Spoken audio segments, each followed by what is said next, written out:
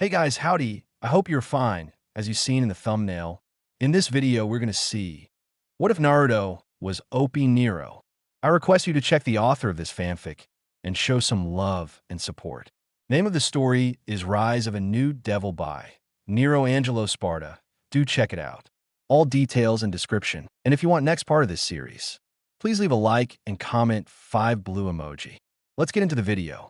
Also, check out Patreon for I have upload Naruto X Daenerys Targaryen in censored spicy version. Link in description. Long ago, a demon fought against his own kind for humanity in its darkest time. The demon went by the name of Sparta. To some, he was known as the legendary Dark Knight Sparta. Sparta woke up to justice and fought against his own kind. Sparta stood alone in his war against his brethren. Yet despite that, Sparta won in the end. Sparta casted a spell destroying the bridges between our world and the demon world. However, he had to pay a price, and that price sealed away most of his power into the demon world as well. When he died, the rest of his power went into his sword Force Edge. Before he died, however, Sparta married a human woman by the name of Eva and had 2 sons by the name of Dante and Virgil. Sparta gave Eva his amulet, which she gave to her sons after she divided it into 2 pieces, and made for his sons 2 enchanted swords for them, by the name of Yamato and Rebellion. The sons were different, each representing a different piece of Sparta's soul. The older twin Virgil represented Sparta's demonic side, and was the wielder of the sword Yamato. Yamato was a sword said to be able to cut through anything no matter what it was, and capable to open or close the portals to the demon world. The younger twin was Dante, and he represented Sparta's humanity despite he himself being a demon from hell. Dante wielded the sword known as Rebellion. It was symbol of Sparta's undying will to never surrender. While the 2 were siblings, they fought each other as hated enemies. Virgil sought to undo the spell that Sparta casted to make an opening to the demon world to find their father's sword and claim the power of their father power for his own means, regardless of the effects that it would have on the human world. Dante fought his brother to protect the human world despite them being family. Dante saw something in humans like their father that was worth protecting. In the end, Dante defeated Virgil. Despite Virgil having the sword of their father and saved the human world, that was the start of one legend. Dante did many other deeds and saved the world several other times. He had walked in the path of his father and saved many lives. As time passed, the world changed along with it. The legend of Sparta was covered up and forgotten by the sands of time. Many centuries passed, and on the 10th of October in a land known as the Elemental Nations, a demon known as the Kyuubi no Kitsune, or the 9-tailed fox, attacked Konoha seemingly out of nowhere and for no reason whatsoever. It was held off for about a week, but the casualties for this action were in the hundreds as loyal shinobi and civilians of Konoha lost their lives to the dreaded Bijou. Many families were broken apart, children orphaned, wives widowed, friendships shattered, and homes were destroyed by the unstoppable force of nature known as Kyuubi. But none had suffered as greatly as a small infant who was unfortunate enough to be born on the day as the Kyuubi had attacked. Why, you may ask? It is simple. Really, the infant was used by the Yondaime Hokage to defeat the almighty being one and for all, and lost whatever chance he possibly had to live a normal life in Konohagakure. One would ask why the infant suffered. If the infant helped the Yondaime Hokage defeat the Kyuubi, wouldn't it be treated as a hero, right? Sadly, this was not the case here, as the way the Hokage defeated Kyuubi using the infant is what has caused it to suffer unbelievably so. No human, no matter how powerful, could ever hope to beat a demon. So the Hokage used a powerful jutsu to seal the Kyuubi into the child. The jutsu summoned the god of death himself to the field. The price the Hokage paid to seal it away into the baby was his own soul. From that day, 4th Minato Namikaze was seen as a true hero, while the baby that he wanted seen as a hero by the people was forced to suffer a life worse than death since that day. This is that child's story. This is the story of the child who awoke his ancestors' blood and followed his heart, protecting those he held close as he also walked the path of his ancestors. Chapter 1, From the Ashes. At a small ramen stand in the city of Konoha, there is a small group of 4 people. They're enjoying a nice meal of ramen for dinner. Three of these people looked alike in some regards, obviously meaning that these people were family. The woman had long black hair that went half down her back and black eyes with pale skin. She was wearing a dark blue shirt and beige pants. She was Mikoto Uchiha. The teenager there had dark brown hair and tan skin that separated them in that department. He was wearing the standard Umbu uniform without the mask, and then the little girl who sat next to a boy. The little girl was about 6 and looked like a miniaturized version of her mother with the same black hair and black eyes. She was wearing a blue yukata with peach blossoms that went down past her knees with a red obi that had with the Uchiha symbol on the back of it. This was Satsuki Uchiha. The one that stood out the most, though, was the little boy. He was also 6 and had spiky sun-kissed blonde hair that seemed to go in every direction possible. With bright blue eyes, his most noticing was the 3 whisker marks. And he was wearing a white shirt with a red swirl on the back and orange shorts. He had big, goofy grin on his face that seemed to show pure happiness while he ate his ramen. This one was Naruto Uzumaki. Mikoto had a good idea on who his parents were and went to the Sandaime about it. When she told him her theories and who she believed to be Naruto's parents, the Sandaime sighed and told her the truth about who Naruto's parents were. After his explanation, he asked Mikoto to keep it a secret and to not tell Naruto out of fear that he would tell people that he was the son Yondaime. And then IWA would send assassins to kill Naruto, since he was the son of the man who was hated by everyone in IWA. Mikoto at first wouldn't agree and told him that he deserved to know of his parents and his burden. Sarutobi begged her to not tell him and asked her if any child deserves to know that they bear such a burden. It took a little more convincing until Mikoto finally agreed. Before she left, however, she said, "Know this, Sarutobi, if anything happens to him. It's your fault because you lacked the backbone to protect him when he needed help." As they ate their ramen, with gorging down like there was no tomorrow, that today would be his last day on Earth. "Hey Naruto, the academy will be starting up soon. Will you be joining it too?" Satsuki asked curiously. "Yeah, I can't wait. I'm so excited. I'll be a step closer to being the Hokage," Naruto said. "True, you'll be a step closer, but you would still have a long way to go before you can make that dream come true," Itachi said with a small smirk. "Itachi, don't be such a downer, or you'll grow wrinkles at this rate. Just enjoy the moment," Mikoto chastised. The small group laughed, or in Itachi's case chuckled. They enjoyed their ramen peacefully and laughed, but all things must come to an end sooner or later. Soon they had to go their separate ways. Naruto was sad that it came to an end, even though to him it seemed to just begin. "See you tomorrow, Naruto," Satsuki said as she hugged Naruto with a smile on her face. Naruto didn't know why she had a small tint of red on her cheeks. "Take care of yourself, Naruto," Itachi said as he ruffled his hair. Mikoto then came up to him and hugged him and said, "Goodbye.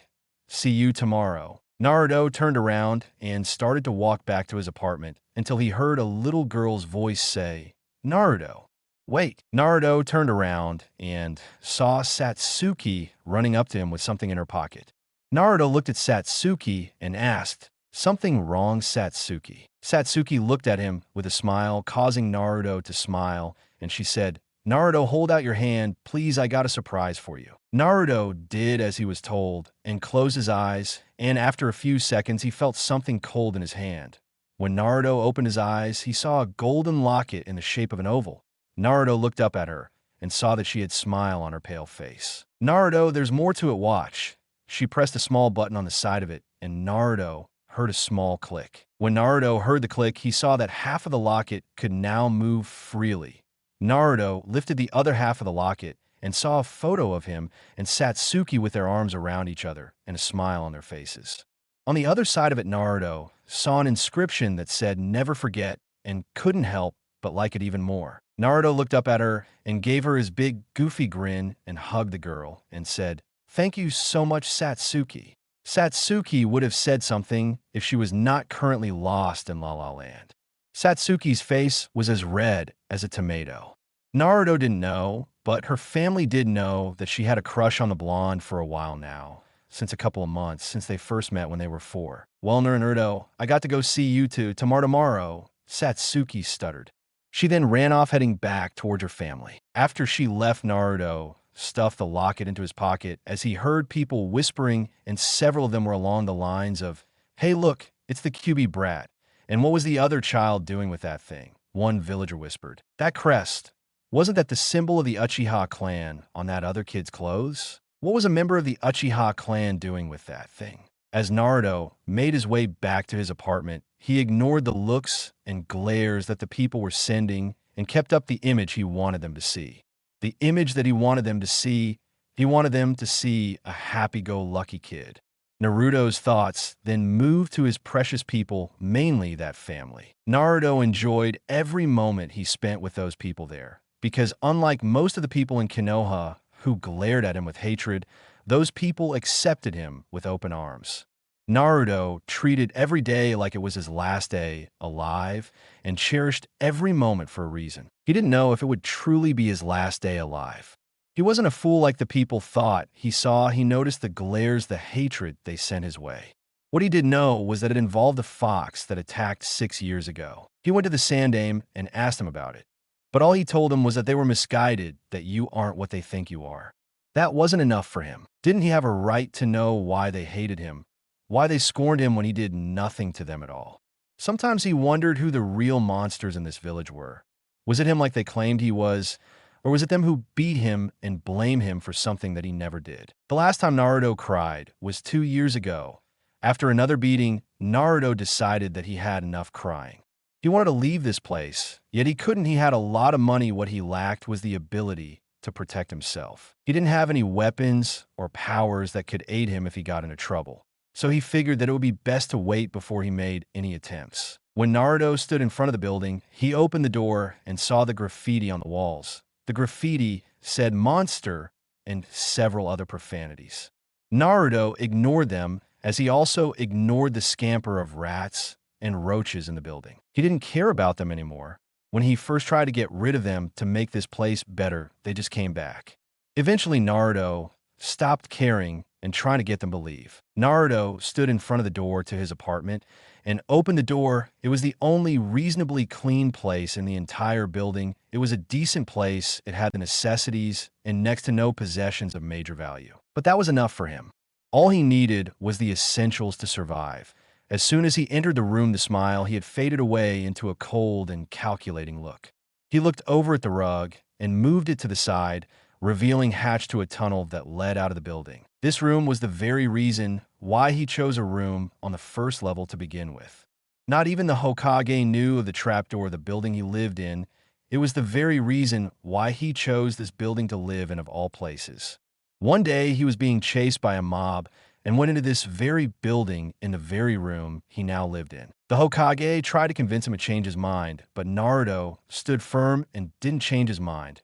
One day, he figured that he could use this tunnel to escape the leaf, but for now, he had to wait. Naruto placed the rug over the hatch and then made his way to the bed. After he fell, he closed his eyes, hoping that he would get the questions to his answer soon. As fate would have it, he would get the answers that he wanted and so much more. Naruto's mindscape. When Naruto opened his eyes, he found himself in a whole new place. It looked like a sewer, if the water any indication. He looked around and noticed some pipes on a roof were glowing light blue with a slight tint of red. Naruto began to follow the pipes until he came to a large room where the only thing that resided there was a giant cage door. Naruto walked closer to inspect it and saw that gates were being held together by a single slip of paper with the kanji for seal written on it. Is anyone in there? Naruto called out loudly. For a moment, nothing happened. Then it came a loud swish sound that made him jump back just as a large clawed paw slammed into the gate. A loud chuckle came from within the darkness of the giant cage. Then the thing that had attacked him came into view. It was huge. Its body was covered in reddish-orange colored fur, burning red eyes. But the most notable feature of the creature was the 9 tails swinging back and forth behind it. You're the... Naruto began as he stared at the beast with a cold and calculating look on his face. The Kyuubi no Kitsune.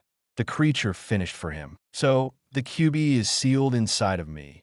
That answers several questions then. Kyuubi raised an eyebrow and said, "You are smarter than you let people think you are. Interesting. I do the last thing I need is even more people out there trying to kill me." True enough. Naruto glared at him and said, "You know everything due to you being inside your host, correct?" "Yes, I do, so everything my host knows I know since I'm inside of them." "So, Kyuubi, do you know who my parents are?" Naruto asked curiously, having a feeling that the fox knew who they were. Kyuubi gulped, having a bad feeling that the kid wasn't going to like what he heard next. Your mother was Kushina Uzumaki, my former vessel, who was related to Mito Uzumaki, the first Hokage's wife. She died the night of me being sealed into you, if you think that she abandoned you. And my father? Naruto asked as he glared at the fox, wondering why his status as a Jinchuriki was revealed and not his mother's and Mito's status wasn't. The old man knew that and didn't bother to hide his status. Naruto was angry at the old man, and his anger was growing by the minute. Your father was the Yondaime Hokage who sealed me into you. Naruto's anger was growing even larger by the minute.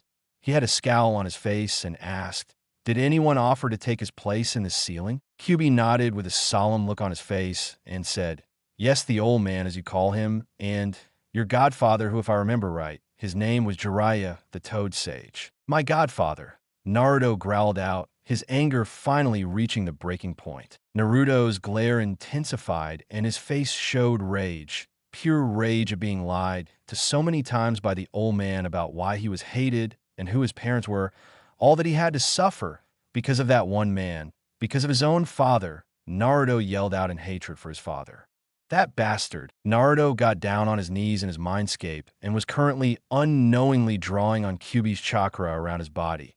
He started slamming his arms down in anger on the floor of the mindscape. Naruto started screaming out in frustration and anger.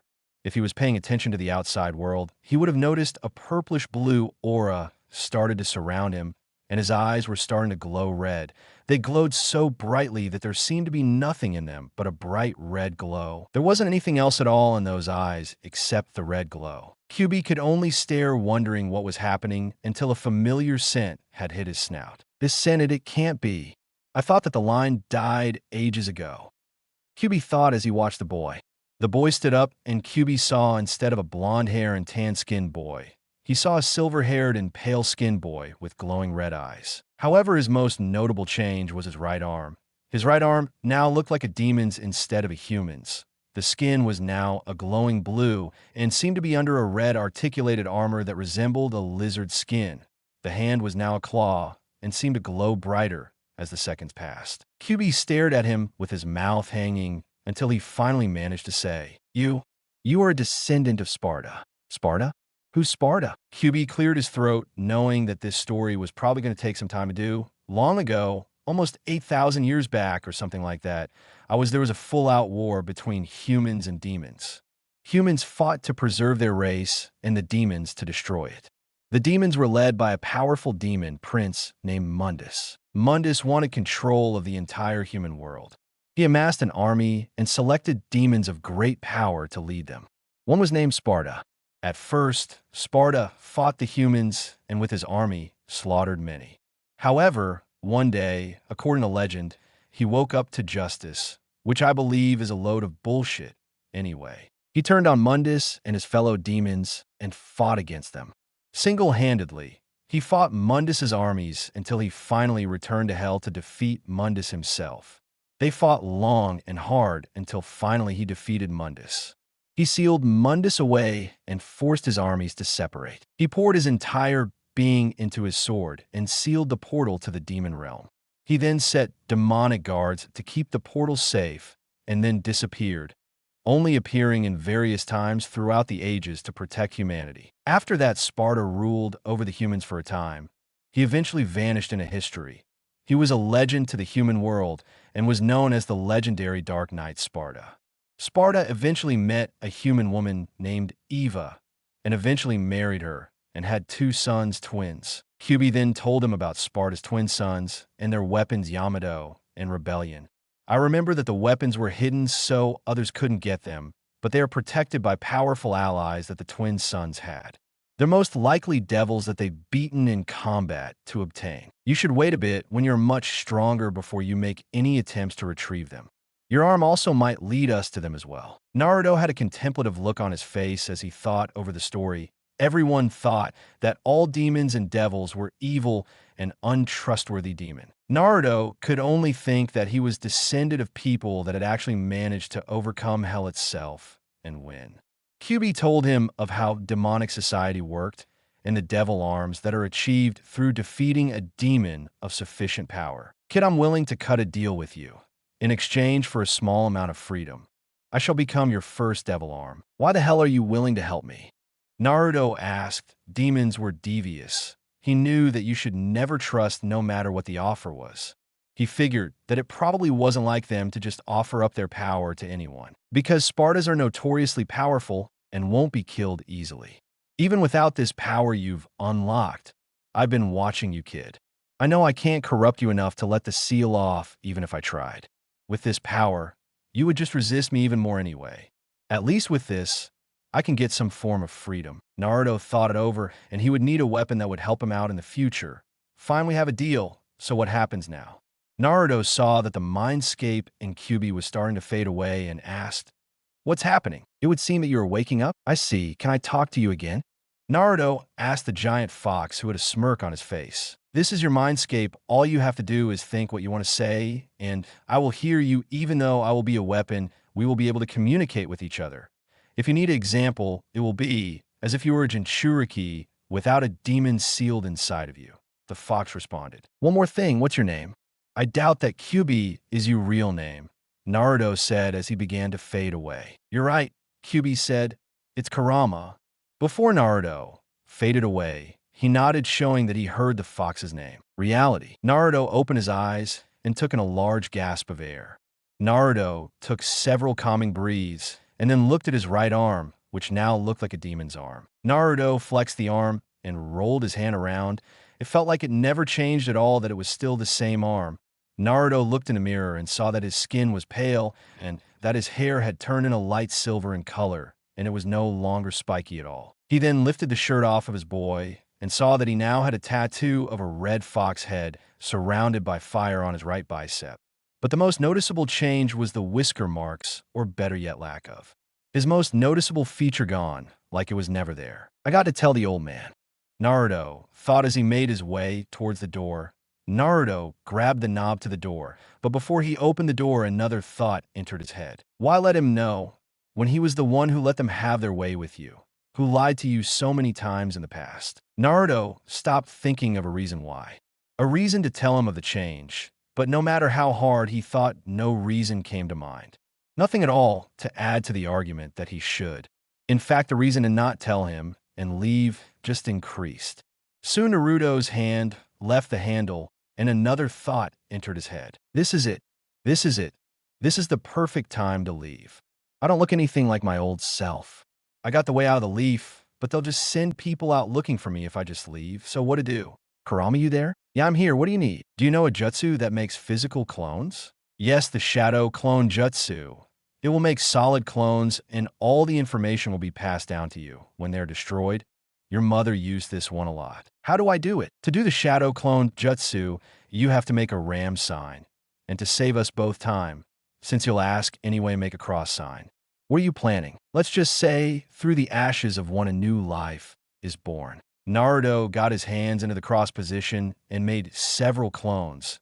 He then had the clones use the transformation jutsu that Itachi taught him to turn them into random people.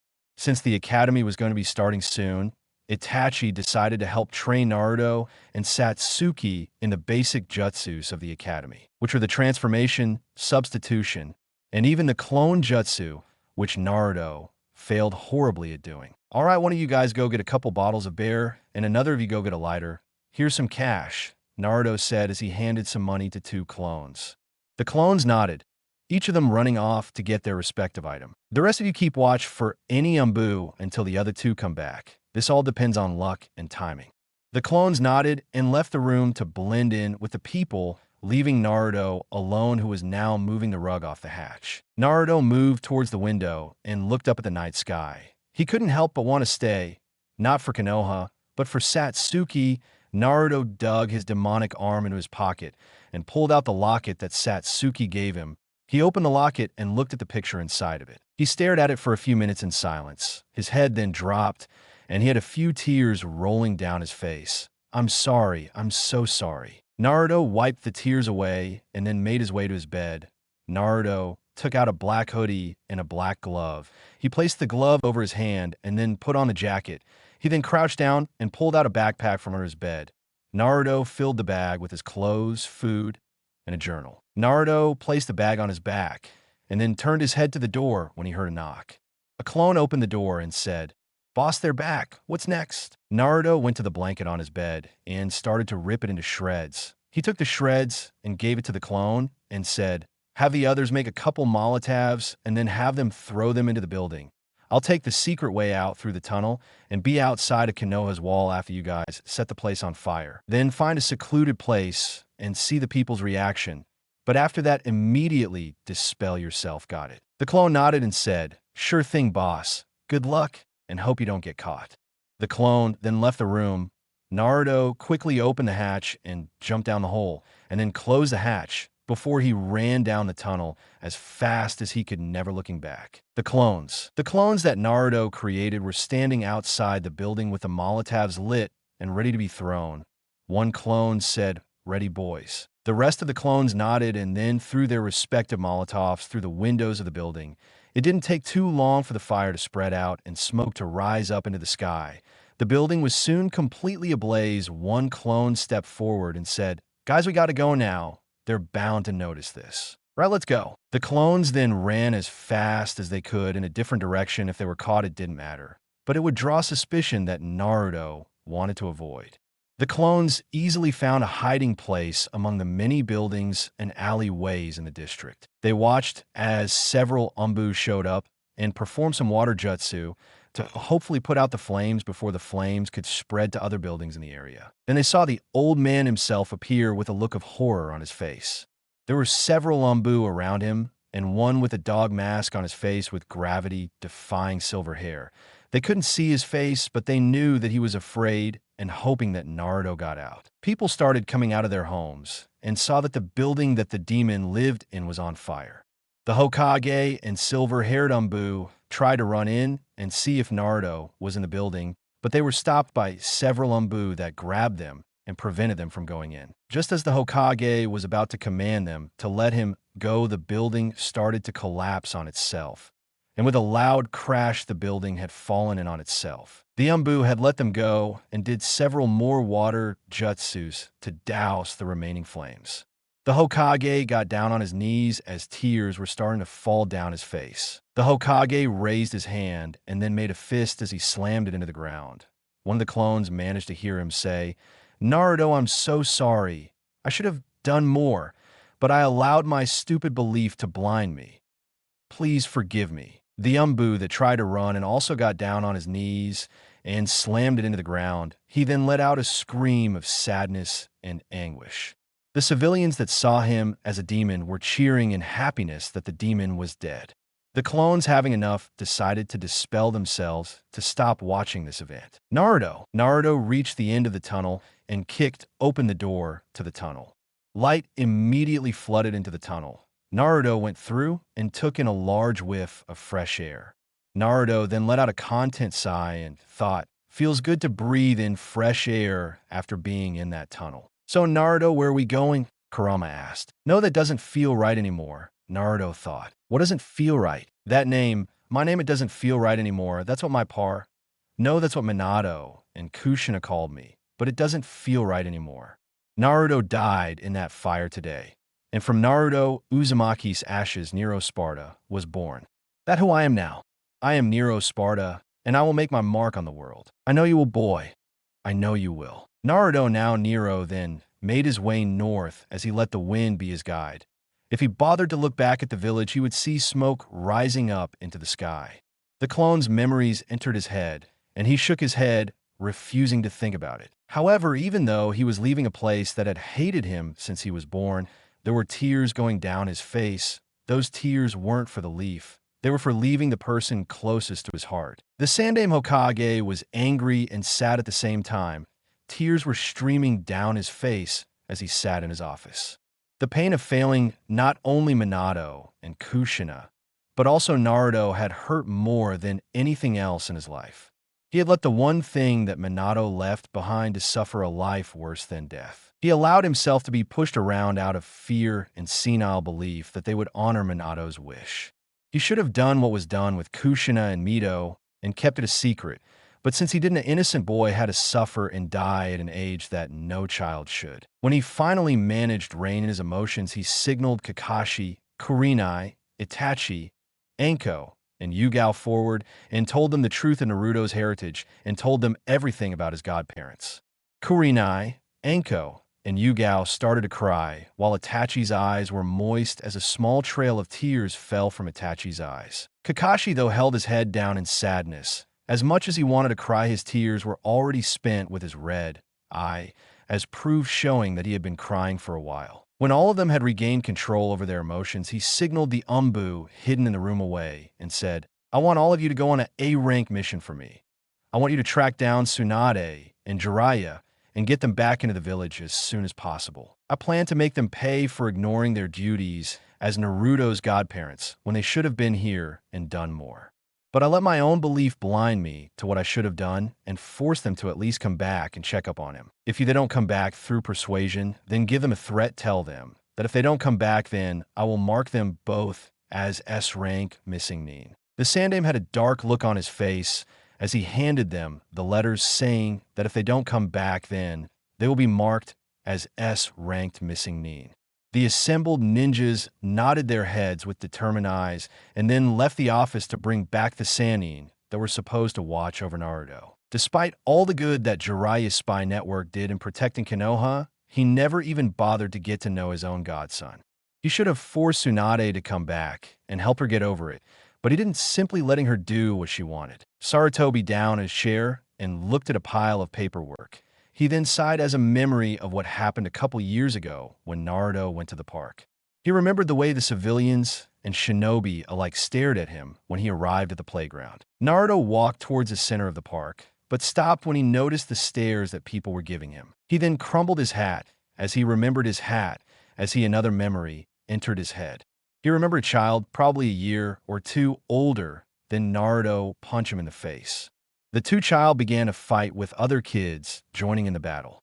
It soon became an all-out brawl, all the kids beating up the blonde. Sarutobi got himself ready to help Naruto stop, but stopped when he saw the parents come up to their children and lead them away. But his blood froze when, instead of hearing the parents reprimand their children for beating up the blonde, they congratulated them instead for the deed. Sarutobi raised his hands up toward his face and covered his face. That memory wasn't the first of a time he didn't help the blonde out of a jam. It was one of several others where he didn't help him out of fear. Fear of being of the part of the minority that didn't see him as the demon. When he saw Satsuki and the other members that were part of his Umbu and some Jonin help the blonde, he had wished that he had their courage to do what they could. He had wished countless times that he had the strength and courage that they had, the strength and courage that proved that they weren't afraid to be part of the minority. But then again, he was the one who had set the line when he followed Minato's wish and told everyone about the Kyuubi. He should have done what was done with Mito and Kushina and kept it a secret that only he knew. Then he wouldn't be afraid or be part of the minority. Minato, what use was the peace you gave us if we can't thank the one person who you wanted to be seen as a hero for giving us this peace most of all? Sarutobi had tears falling down his cheeks as he remembered Naruto, who was sitting by himself, as tears fell down his cheeks. Minato, your child had done nothing to deserve this fate. No one deserves to die so young, but with what you did to him. You had cursed him to a life of hell by not letting me or Jiraiya do it. He then thought of what Minato truly did to his own son and what the term Jinchuriki truly meant. Jinchuriki was loosely translated and meant human sacrifice. Jinchurikis weren't a sacrifice because they were given to the demons. They were a sacrifice because they were sacrificed in the name of peace. They were the very scapegoat for the leaders of villages and civilians alike. They were the very physical manifestation of the people's fears. They were sacrificed not to the demon, but to the very populace that they worked to protect. The Jinchurikis weren't a sacrifice of their own. Well, they were called and forced to be a sacrifice. They were called to sacrifice any semblance of a normal life, sacrifice their families, and sacrifice any precious bonds that they might have had with someone else. The very fate that Minato had casted on Naruto the night the Kyuubi attacked Konoha. The very fate he casted on his own son. He then crumbled his hat more as the tears fell freely down his face. Minato, you stupid fool. You stupid and noble fool. Why did you have to be so stupid and leave your own son alone in this world that many would hate him for what you did to him despite your wish? Lord Hokage. A bare-masked Umbu said worryingly as he entered the room. He had heard of Naruto's death and knew that the Hokage had held the boy not only in high regard, but also very close to his heart as well. He didn't want to do this and tell the Hokage that the council had called for his presence, but was afraid of what the council would do to him if he didn't. The Hokage turned to the Umbu, but couldn't hide the tears that freely fell down his face. The Umbu felt saddened when he saw those tears and feel a pang of sadness hit his heart. He, like a few others, didn't see the boy as a demon and saw him as a person who was cursed at birth with being the container of Kyuubi. The only one of said group that didn't know of his condition was the small Uchiha girl who seemed to be the only child around his age that accepted him. "What does it bear?" the Hokage asked in strained voice. The Umbu was quiet for a moment and sighed as he gathered the strength and said, "Lord Hokage, the council has requested your presence on the matter of Naruto Uzumaki's death." The Umbu looked up at his leader waiting for his reply and saw that the Hokage's head was down. When the Hokage raised his head instead of the eyes of a broken man, he saw the eyes of a man who looked ready for war. The tears still streamed down his cheeks, but his eyes showed an iron will that would break only in death. The Hokage turned toward the Umbu and felt like bowing, feeling the aura of the shinobi that was known throughout the world as the god of shinobi. "Tell them I will be there soon after I settle some things." The Umbu nodded and quickly left the room using the Shunshin. After the Umbu left, Sarutobi turned and looked at the fourth head on the Hokage monument. "Minato, I'm sorry that I didn't have the will to protect your son until it was too late to do anything to protect your son.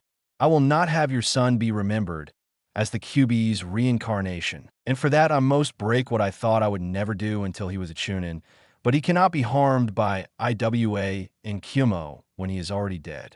It is time that the people learned of what they had done to the savior." The last, though, that the Hokage had before he left the room was, "Naruto, I hope you can forgive this old fool for not having the strength and courage to be there for you.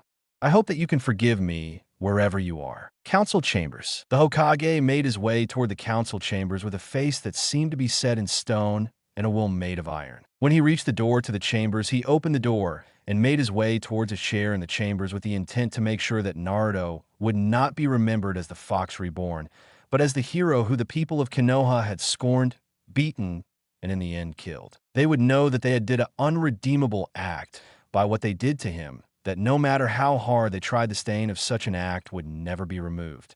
They had not only killed a child, but the son of their hero who they saw as a hero, but had damned the one thing that he had left behind and wanted to be seen as a hero. The Hokage would make sure that they know that even if it took a river of blood for them to understand their crimes. After the Hokage sat down and shared a man on his left who was one of his former teammates, known as Hamura Midokado. Hamura was depicted with gray hair, a beard, glasses, as well as a constant frown that he had always worn, even in his youth.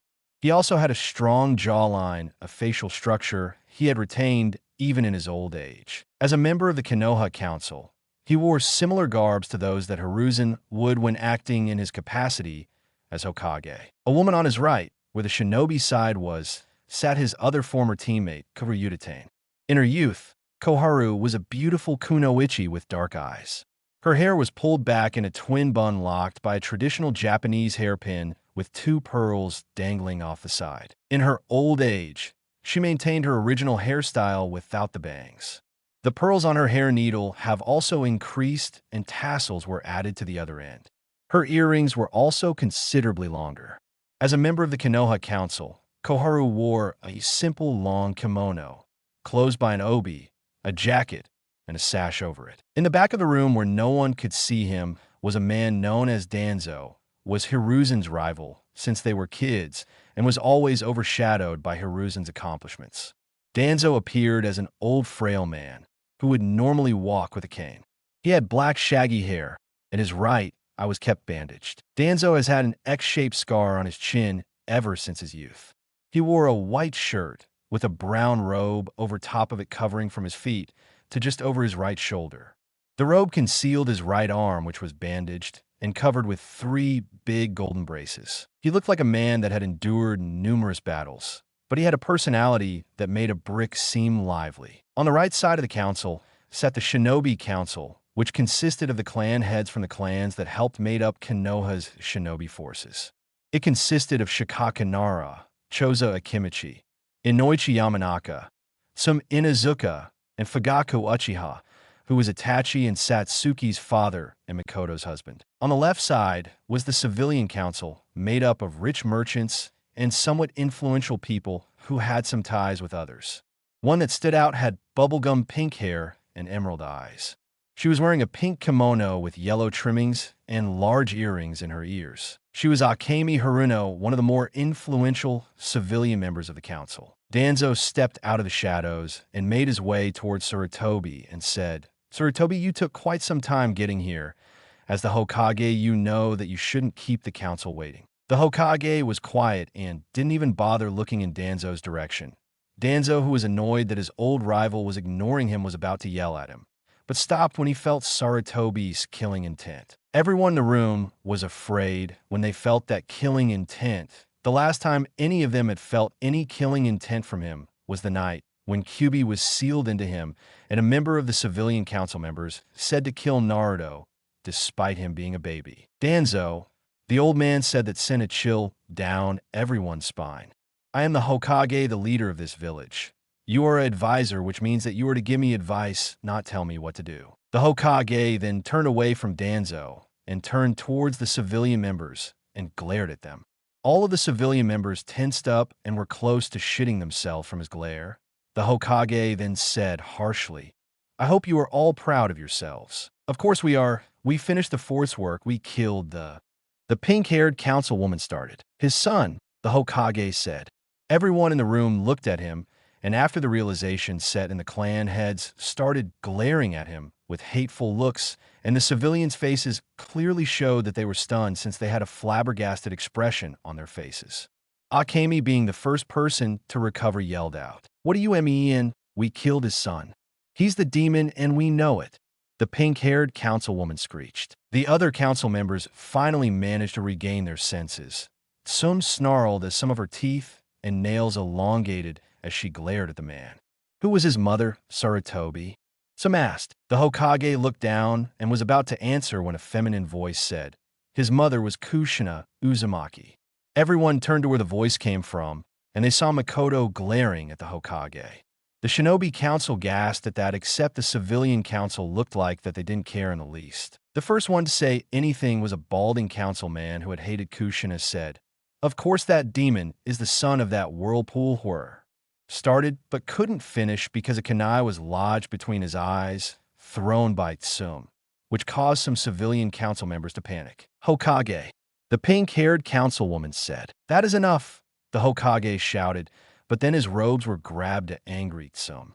Tsum looked at him with rage in her eyes, and her nails were digging into his robes. Tsum looked ready to kill him, and she yelled out, "You bastard! I swore a blood oath to Kushina that if something would happen to either of us, we would look after the other's children. What the hell gave you the idea that he wouldn't be safe with me protecting?" The old Hokage sighed and said, "It was for Naruto's protection. If Iwa and Kyumo ever found out Minato had a child, then they would have sent assassination or kidnapping missions out for him. Although it seems that it didn't help him in the end. In fact, I wonder what would have happened if I did say something about Naruto's parents, then maybe he would still be alive and protected by the people. They would have probably seen him as a hero for being his son. Instead of Iwa, Naruto was killed by the very people that Minato wanted Naruto to be seen as a hero by. Minato is probably rolling around in the Shinigami's stomach in pure anger for what this village has done to him. Can you blame him, Sarutobi? Sarutobi, all of us were friends of Minato and Kushina. What the hell gave you the idea that we would do anything to hurt him? I can say for certain that all of us would gladly fight to protect Minato's child. Minato was a friend to all of us, and we would gladly fight to protect his children. You had no right to hide this from us. Chozo roared out as he glared at the old man. The Sandaime held his head down in shame and said, I did what I thought was the best thing to do around the time. I wish I could go back and make things right, but I can't. That's right, you can't make things right. Mikoto said coldly as her Sharingan came to life as she glared at the Hokage. The Hokage shivered at the sight as she glared at him. Fugaka stared at his wife and knew that he shouldn't say anything if he valued his life. If the Sandaime had a choice between being talked to by an angry Kushina or Mikoto, he would rather take on an angry Kushina. I hold Naruto's death on your head, Sarutobi, as I told you that day. He deserved better, Sarutobi. You should have done more the will of fire you had when your younger is gone in my eyes, since you pretty much decided to be the council's bitch. You're not my Hokage. He never knew why he suffered because you kept it from him. Reap what you have sown, Sarutobi, because the blood of an innocent is on your hands because of your actions, Mikoto said coldly. After that, she left the room. If she had turned to look back at the man who was the Hokage, then she would have seen tears starting to stream down the old man's face. Nero was currently walking down the road with his backpack slung over his left shoulder, following the path that the road led down toward the nearest town, hoping to arrive at the nearest town without too much trouble. Nero looked at his gloved hand, and then an image of Satsuki appeared in his hand. Nero then balled his hand up into a fist and looked up. Nero then heard something in the forest around him. Nero stopped walking and turned towards the sound in the forest around him and saw several figures rushing towards him. Nero, with narrowed eyes, stared as the approaching figures with unease. They didn't have a high chakra level, but they did feel unnatural. One of the side effects of his demonic change was not only his new appearance, but from what Kurama had told him, it gave him larger chakra reserve than regular humans, and that it had improved his eyesight and sensing. The chakra he was feeling felt foul, corrupted, evil. What was in the forest then jumped out of the cover of the foliage and landed in front of Nero. The creatures looked like large green lizards that stood on their hind legs and had a shield on one of their arms. The creatures hissed at him, and Nero cocked eyebrow as he looked at them and thought, Kurama, do you know what these things are? Yes, I do. They're a lower class of demons that are called assaults. They're fast and have the agility to back it up, Kyuubi replied. Thanks, Kurama, Nero thought back. Nero then watched as one ran towards him, thinking that it was going to be an easy kill. Nero stood in the same spot and waited for it to get closer to him. When it was a couple steps away from him, Nero quickly raised his demonic arm and pulled it back behind his head. Nero then launched his fist forward as fast as he could and punched the assault in front of him. The assault was sent flying and skidded across the ground until it crashed into a tree. Nero then blinked out of amazement and whistled as he looked at his covered arm. Kurama, do you have any idea on what this arm can do? Nero asked curiously. Nero wanted to know the full capabilities of his arm and what it could do to the smallest detail. How the hell do you expect me to know what your arm can do? Kurama replied, because you were sealed inside me before you became my devil arm. Point, but the key word was, but I don't know everything about you, like how you kept your true personality that you kept hidden from the world. Nero was about to send another thought to Kurama, but stopped when he saw the other assaults rush towards him. Nero jumped away as the slash came down on where he was standing.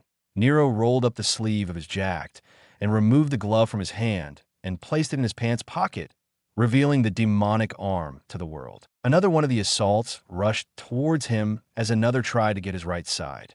Nero then clenched his demonic right hand into a fist and saw that it had a dull blue glow around it.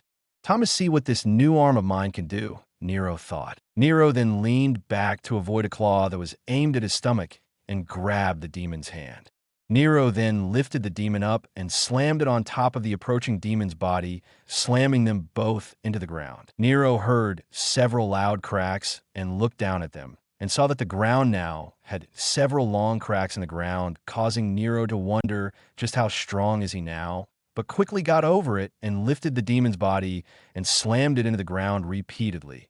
After he did, he lifted it one last time into the air and threw it at another. Nero then looked around and saw more assaults come out of the forest.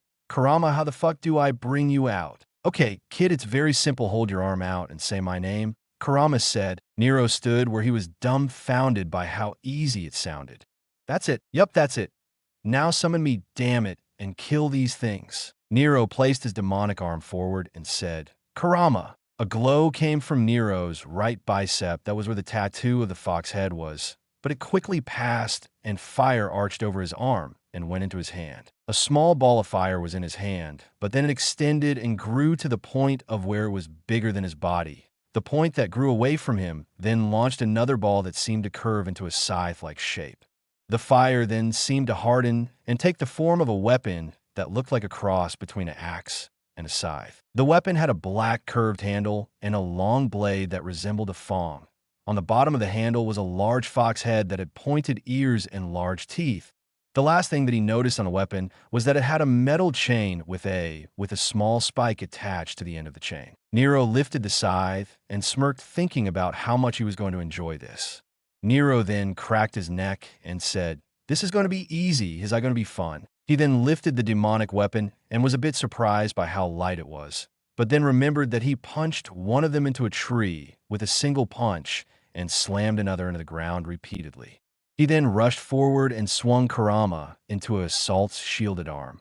The Assault, believing that the shield would be enough to protect. It wasn't. The scythe-like axe easily pierced through the shield and embedded itself into the demon's head. He then pulled it out and used the metal fox head on one behind and rammed it into another's stomach. Nero then used his other arm and grabbed the chain and started to spin it over his. The axe flew in the air around him in a circle. It was then that he noticed that the chain grew longer. He then slammed it downwards towards one demon and watched as it embedded itself into its skin. He then pulled on the chain with his normal arm and forced it to come to him and held his demonic arm, except this time an ethereal of demonic arm appeared over. Nero, deciding to ignore the ethereal arm at the moment, cocked his fist back and saw that the ethereal arm did the same. He then launched his arm forward and saw that the ethereal arm did the same. When it collided with the demon was sent flying and skidded on the ground until it stopped. Nero allowed his body to relax as he looked at the dead demons. He then looked at his arm and whistled in amazement and thought, "What can't this arm do? I don't know, kid, but you should experiment and try to discover everything you can about your arm now that it's changed," Kurama said. Agreed, Nero thought back. He then placed the weapon on his back next to his backpack and continued on the road. After a bit of walking down the road, he decided to ask Kurama a question. "So, Kurama, I once read that you and the other Bijou were part of the Jubi, right?" "Yes, we were part of the Jubi once, but obviously not anymore. He was powerful and a bit awkward in some regards to other devils. Some devils said that his power was near that of Sparta, but I myself don't believe that. Sparta was fighting for selfless reasons and for his loved ones. No one can beat a man like that easily and expect to win unscathed. The Jubi was awkward. How exactly? Before the cataclysm, which led to the shinobi way around your ancestors' time, he saw humans as a weak species that didn't deserve their place. But he found them fascinating due to their inventions and their wars. But one of the things that fascinated him the most were guns. Guns? Nero thought curiously. He didn't know what the weapons looked like. But if the Jubi of all things was interested in them, then they had to be good weapons. Yes, guns which fired what humans called bullets. Allow me to show, though I warn you now, you will get a bit of a headache. Kurama then started pouring images into his head, which caused his head to slightly hurt. Nero placed his hands on top of his head and saw memories flash through his eyes. A man with large hands was taking a gun apart piece by piece and then build it back together. He then watched as the man then started to make what Nero guessed was bullets for the gun. He then loaded the bullets in his gun, and Nero watched as the man fired the rounds one at a time. What the fuck was that?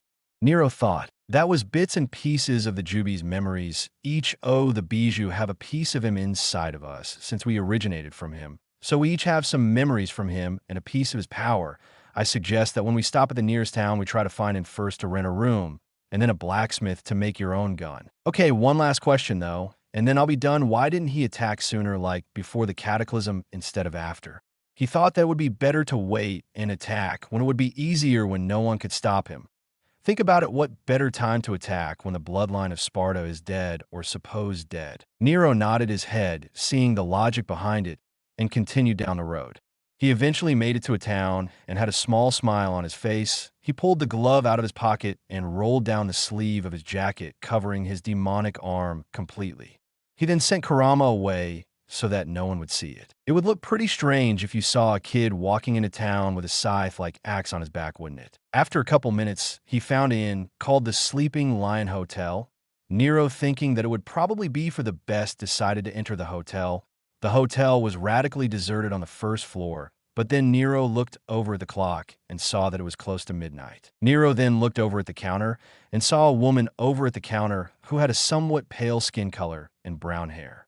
Nero went up to the counter and said, "Miss, can you help me?" The woman looked down and saw Nero and said, "Yes, is there something you need?" Nero nodded his head and replied, "Yeah, I need a room for a couple of days. Can you lend me one?" "Yes, I can. Is it just you?" "Yeah, just me." Nero then pulled some of his money out of a backpack and paid for the room. The room was good, better than what he lived in, to say the least. The room had a large bed and had place for him to place his clothes and a bathroom with a large tub.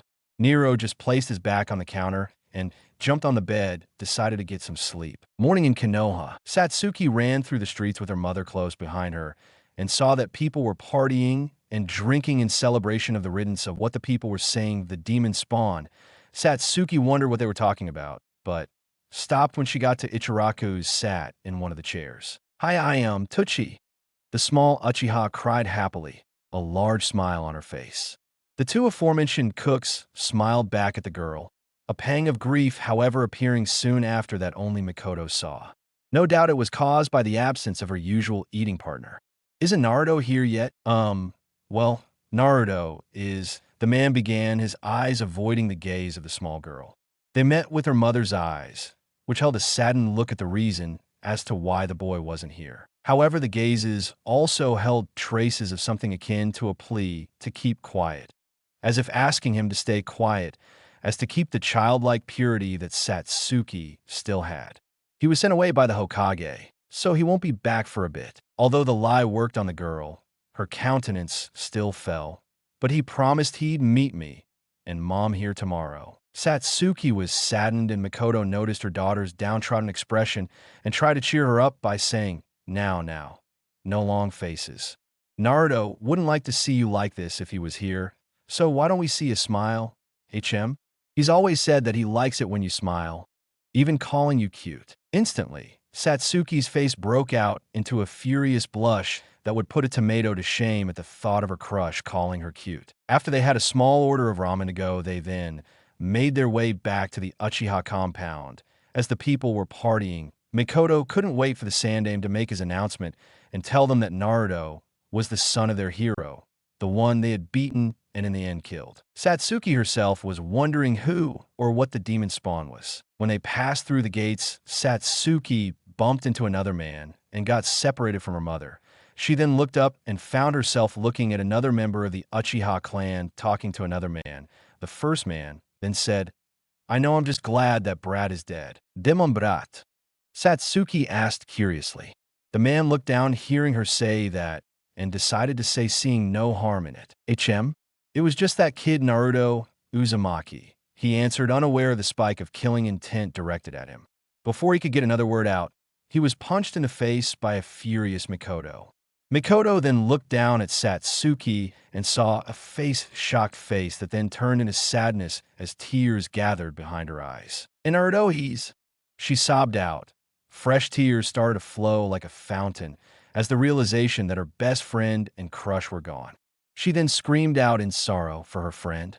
Naruto. Nero woke up peacefully and wished that he could turn in and sleep some more, but his body prevented him from sleeping and his brain told him that he had stuff to do. Nero sighed and decided to take a quick shower to get off the stench from last night's journey. As he made his way to the shower, he felt more relaxed than he ever did in Konoha, even on the best of days there. As the hot water came onto his body, he felt a strange feeling of relief that came from nowhere, as if a large burden had been taken off his shoulder since he came to this small village. That's when he realized he didn't have to treat his life anymore as a battle to survive. Every day was practically a battle to see if he had the right to survive, the right to live, but that wasn't the case anymore. He was free from having to look over his shoulder and see people look like they were getting ready to attack him, free of all of the glares of pure and absolute hatred that screamed that he should be dead and forgotten. He was free of all the pain, all the sadness. He now had a new chance at life, a fresh start at living. He wasn't a fool, though. He knew that there would be more pain as he continued living, whether it be physical or mental pain as he continued living, and the path he decided to take would depend on that, though. Though he did have some ideas on what he would do after he decided to leave this village and move on, but for now, he would simply get some more food and some better clothes for traveling later on after he managed to get a job. But first, he had to find the local blacksmith. Nero stepped out of the shower and put his clothes back on and grabbed his bag as he made his way down to the first floor for breakfast. When he got down on the first floor and saw breakfast, his mouth practically drooled at the sight. "Well, someone is hungry," a feminine voice said. Nero turned towards the voice and saw that it was the woman from last night. "You're up early, and considering how late you came in last night, I thought that you would sleep through the morning and into the afternoon." Nero sent a small greeting her way and got onto a chair and said, "I always wake up early no matter what time I fall asleep at. It got drilled into my system that I don't need much sleep." The woman looked at him, curiously wondering what reason would be needed for one to wake up so early. She then casted the thought aside and thought that she shouldn't dwell on it since his reasons were his own. "Well, then eat up. You must have a lot of stuff on your mind, and I hope you enjoy your stay." Nero nodded and then started eating the food at a somewhat leisure pace. The food had tasted so good. He never had anything like this in Konoha. The reason was simple: he couldn't afford it. The people in Konoha did whatever they could do to hurt him in whatever way possible. They made him pay 3 times as much for old rotten food that was doomed to spoil in less than a week's time. Well, Nero was happy about that, and the pros of leaving already far outweighed the cons, even though he left Konoha last night. A thought then entered his head at the thought that the people of Konoha were probably celebrating his death, getting drunk and celebrating as if there was no tomorrow. But even though he was happy about leaving, his heart still ached from what he left behind. A tear went down his cheek as he ate his food, knowing that he had caused people to suffer because of his action. He didn't really care about the pain that he had caused to the Hokage. In his eyes, he was just as guilty as the villagers for letting them do whatever they wanted to do with him and for lacking the spine to actually back up his claims as the Hokage. The Umbu that protected him, he didn't know the one in the dog mask that well, but he didn't hurt him and actually protected him against the villagers. The one in the cat and snake mask made him sigh after he took a bite of his food. They were nice and treated him like a sibling would, like Itachi did. Ichiraka Ramen. They had never treated him badly, never overpriced him on food, and were always nice to him. Mikoto Uchiha, the closest person that Nero saw as a mother. She was always kind to him, treated him to ramen, and was always there for him when he needed help no matter how busy she was. But the one that caused him the most pain was Satsuki. She was always honest with him and didn't insult him like most of the other kids did. She was the brightest ray of hope in that village of darkness and hatred. She was always so nice to him, so sweet. Yet the best reason of all was he didn't have to prove anything to her. Satsuki had accepted him with open arms, and he didn't have to prove that he was worth spending time with or anything of the sort. She was the first person in that village where he didn't have to fight to prove he was worth it.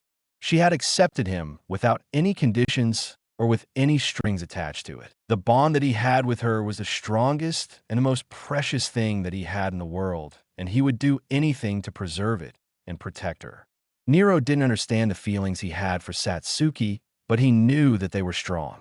One day, he would return to her in that hell hole and protect her from harm, even if it cost him his life. After he finished eating, Nero thanked her and made his way out into the town and thought, "I'm going to be here for a while, though it doesn't really matter, I'm in the clear already." If they notice the trap door in the building, they will be looking for a blonde-haired kid with blue eyes, tan skin, with whisker marks on his cheeks. I'm a silver-haired kid with pale skin and a clear face. I'm definitely safe from getting found. Nero eventually found himself at a weapon shop and entered the shop. "Kid, what the hell are you doing in here?" a rough voice asked. Nero turned to his left and saw a large, burly man with brown hair and long beard. Nero turned to the man and looked at him with impassive eyes and said, "I want to make a custom weapon." "Why would a kid want a weapon?" he asked with narrowed eyes. Nero looked at him with the same impassive eyes and said, Don't look at me like that I'm a customer. Now are you interested or not in making a lot of cash? The man kept looking at Nero and then sighed and said, Fine, what do you need? I need you to make a custom weapon. Nero then asked for several pieces of paper and a pencil which the man gave him. Nero made a sketch of the gun design that he wanted along with several descriptions of how the inner mechanisms work. The man's eyes widened when he read that and couldn't help but gape at the kid in front of him coming up with such a weapon. Kid, do you want this made out of normal metal or made out of chakra metal? Chakra metal, Nero said. The man's eyes widened even more and then said, Kid, this is going to cost you quite the pretty penny to produce this. Can you even afford this? Nero put his hand into his backpack and pulled out a large wad of cash and said, This enough to pay for it all? The man nodded his head, stupefied by the large wad of cash and the kid altogether. When can I expect it to be done at the earliest? Possibly a week at the latest, the man said dumbly. Nero pulled out some more money and said, If you finish it in less than a week, you get more. Do I make myself clear? You make yourself very clear, little man. I'll let you know when it's done. I'll stop by the end of the week. You have it done by then, you'll get extra pay. Kid, why do you have so much money? No kid like you should have this much money. The smith looked at Nero, and when he looked into his eyes, they looked like two large blue glaciers. When he first looked at them, they looked like the eyes of a warrior or a soldier. They weren't the eyes of a child that someone his age should have. He should have eyes that showed joy or a happiness and a minor tinge of ignorance to the world. Nero's eyes, they told a story of hardship and pain unlike anything he could imagine. I would tell you, but then you would pity me, and I don't want to be pitied by anyone right now. After all, to everyone else, my life would make a good horror story. I'm staying at an inn called the Sleeping Lion. Let me know when it's done. After Nero said that, Nero left the shop without looking back with the intent to train with Kurama in his devil arm from. As Nero left, the man couldn't help but wonder what would make a child act like that, and what horrors has he been through. Those cold blue eyes were the eyes of someone who has seen death more than once. Tanzakagai, a woman with blonde hair and wearing a green jacket with the kanji for gamble written in black on the back, inside a red circle. Underneath it, she wore a gray, kimono-style blouse with no sleeves, held closed by a broad, dark bluish-gray obi that matches her pants. Her blouse is closed quite low, revealing her sizable cleavage. The last thing was her open-toed sandals with high heels. She was currently in front of a slot machine and placed some money in hope to get the jackpot. Come on, said another woman wearing a long black kimono with trimmings, held closed by a white obi and open-toed sandals with low heels. She was standing next to the machine, hoping the woman playing won't lose as she held 2 buckets. The next screen landed on another 7. Come on, one more 7. The woman said with brown hair, wearing black said. Her eyes lit up with hope. The woman with blonde hair, eyes widened a bit. Could I really win? She thought to herself. Suddenly, the final screen stopped on a 7. She won. Why? Screamed the woman in black. Lady Tsunade, you finally won. The woman now known as Tsunade stuttered. That's impossible. I never win. Tsunade with wide eyes as she filled the buckets with the money that she had won from the machine. After she filled the bucket with her winnings, she tried again for the jackpot on a different machine and won again and again. Shizen was so happy her master Tsunade is on a roll. 2 buckets full of money were on the floor. No matter how many times Tsunade played the game, she just kept on winning. But how? Tsunade thought with worry. Lady Tsunade, you're finally winning. Shizen spoke with happiness. Finally, you might be able to pay off your debts. This can't be good. I never win, especially not this many times in a row. Tsunade thought as she won again and placed the money into her bucket. Something is definitely not right here. Shizen, we are leaving. Tsunade ordered. But why? Shizen asked. You're winning, and this place has some great hot springs we could use. Don't argue with me, damn it. Tsunade spoke with a tone that meant no arguments, making Shizen wince when she heard the tone of voice or master use. I simply can't win. It's not possible for me to get this lucky.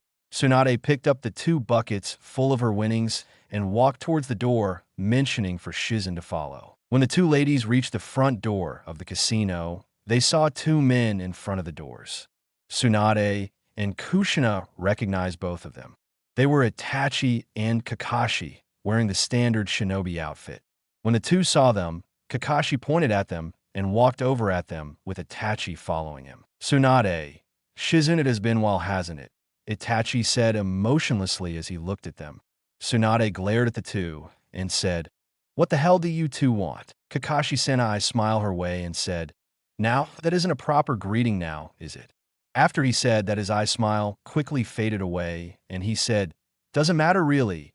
Either way, the Hokage has ordered you and Jiraiya to return to the Hidden Leaf Village, and we'll make sure that you do go back." Tsunade glared at the two and then dropped the buckets that she held and cracked her knuckles. "Why the hell would I return back to the Leaf Village? I vowed to never return to that place that has robbed me of everything I loved. Because if you don't, you and Shizun will be placed as missing nin by order of the Hokage himself," Itachi said. Shizun, who was behind Tsunade, gasped as Tsunade's eyes widened, and then her face turned into a perfect image to represent rage as she yelled, "You're lying.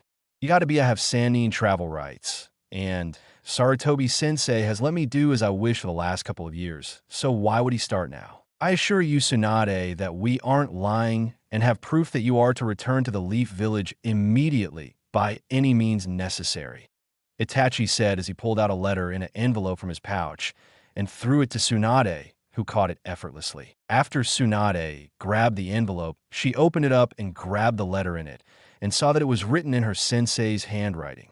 When she finished reading, she could not believe what she was reading, that her own sensei would do this to her. Itachi and Kakashi were glad that before the ninja left to track down the Sannin, he gave them each a scroll filled with his threat and his specific orders to return to then Leaf Village. Because if he didn't, they might have gone into an all-out brawl and destroyed several buildings in the process in an attempt to capture Tsunade. Why would he do this now of all times? Kakashi looked at her with an uncaring look in his eye and said, "That is what you will find out when you get there now, is it? Now, if I were you, I would hurry back to the Leaf Village." Shizun then led Tsunade to their rooms to pack their bags. After they left, Kakashi grabbed the 2 buckets filled with chips that Tsunade left behind in her stupor and made his way to the counter. "You are seriously going to do that?" Itachi asked with a raised eyebrow as he looked at his counter. Kakashi said thank you as he handed over the chips while the woman at the counter looked at them for a moment and then shrugged her shoulders and gave him a large sum of cash.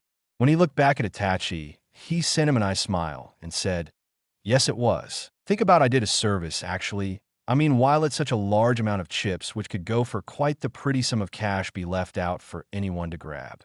I'm making sure that it doesn't go to waste." Itachi shook his head and made his way out of the casino to find Tsunade and Shizun and make sure that they don't try to skip town, with Kakashi following, while he stuffed some cash into his pouch. Jiraiya, a tall man with dark green kabuki pants and a kabuki shirt.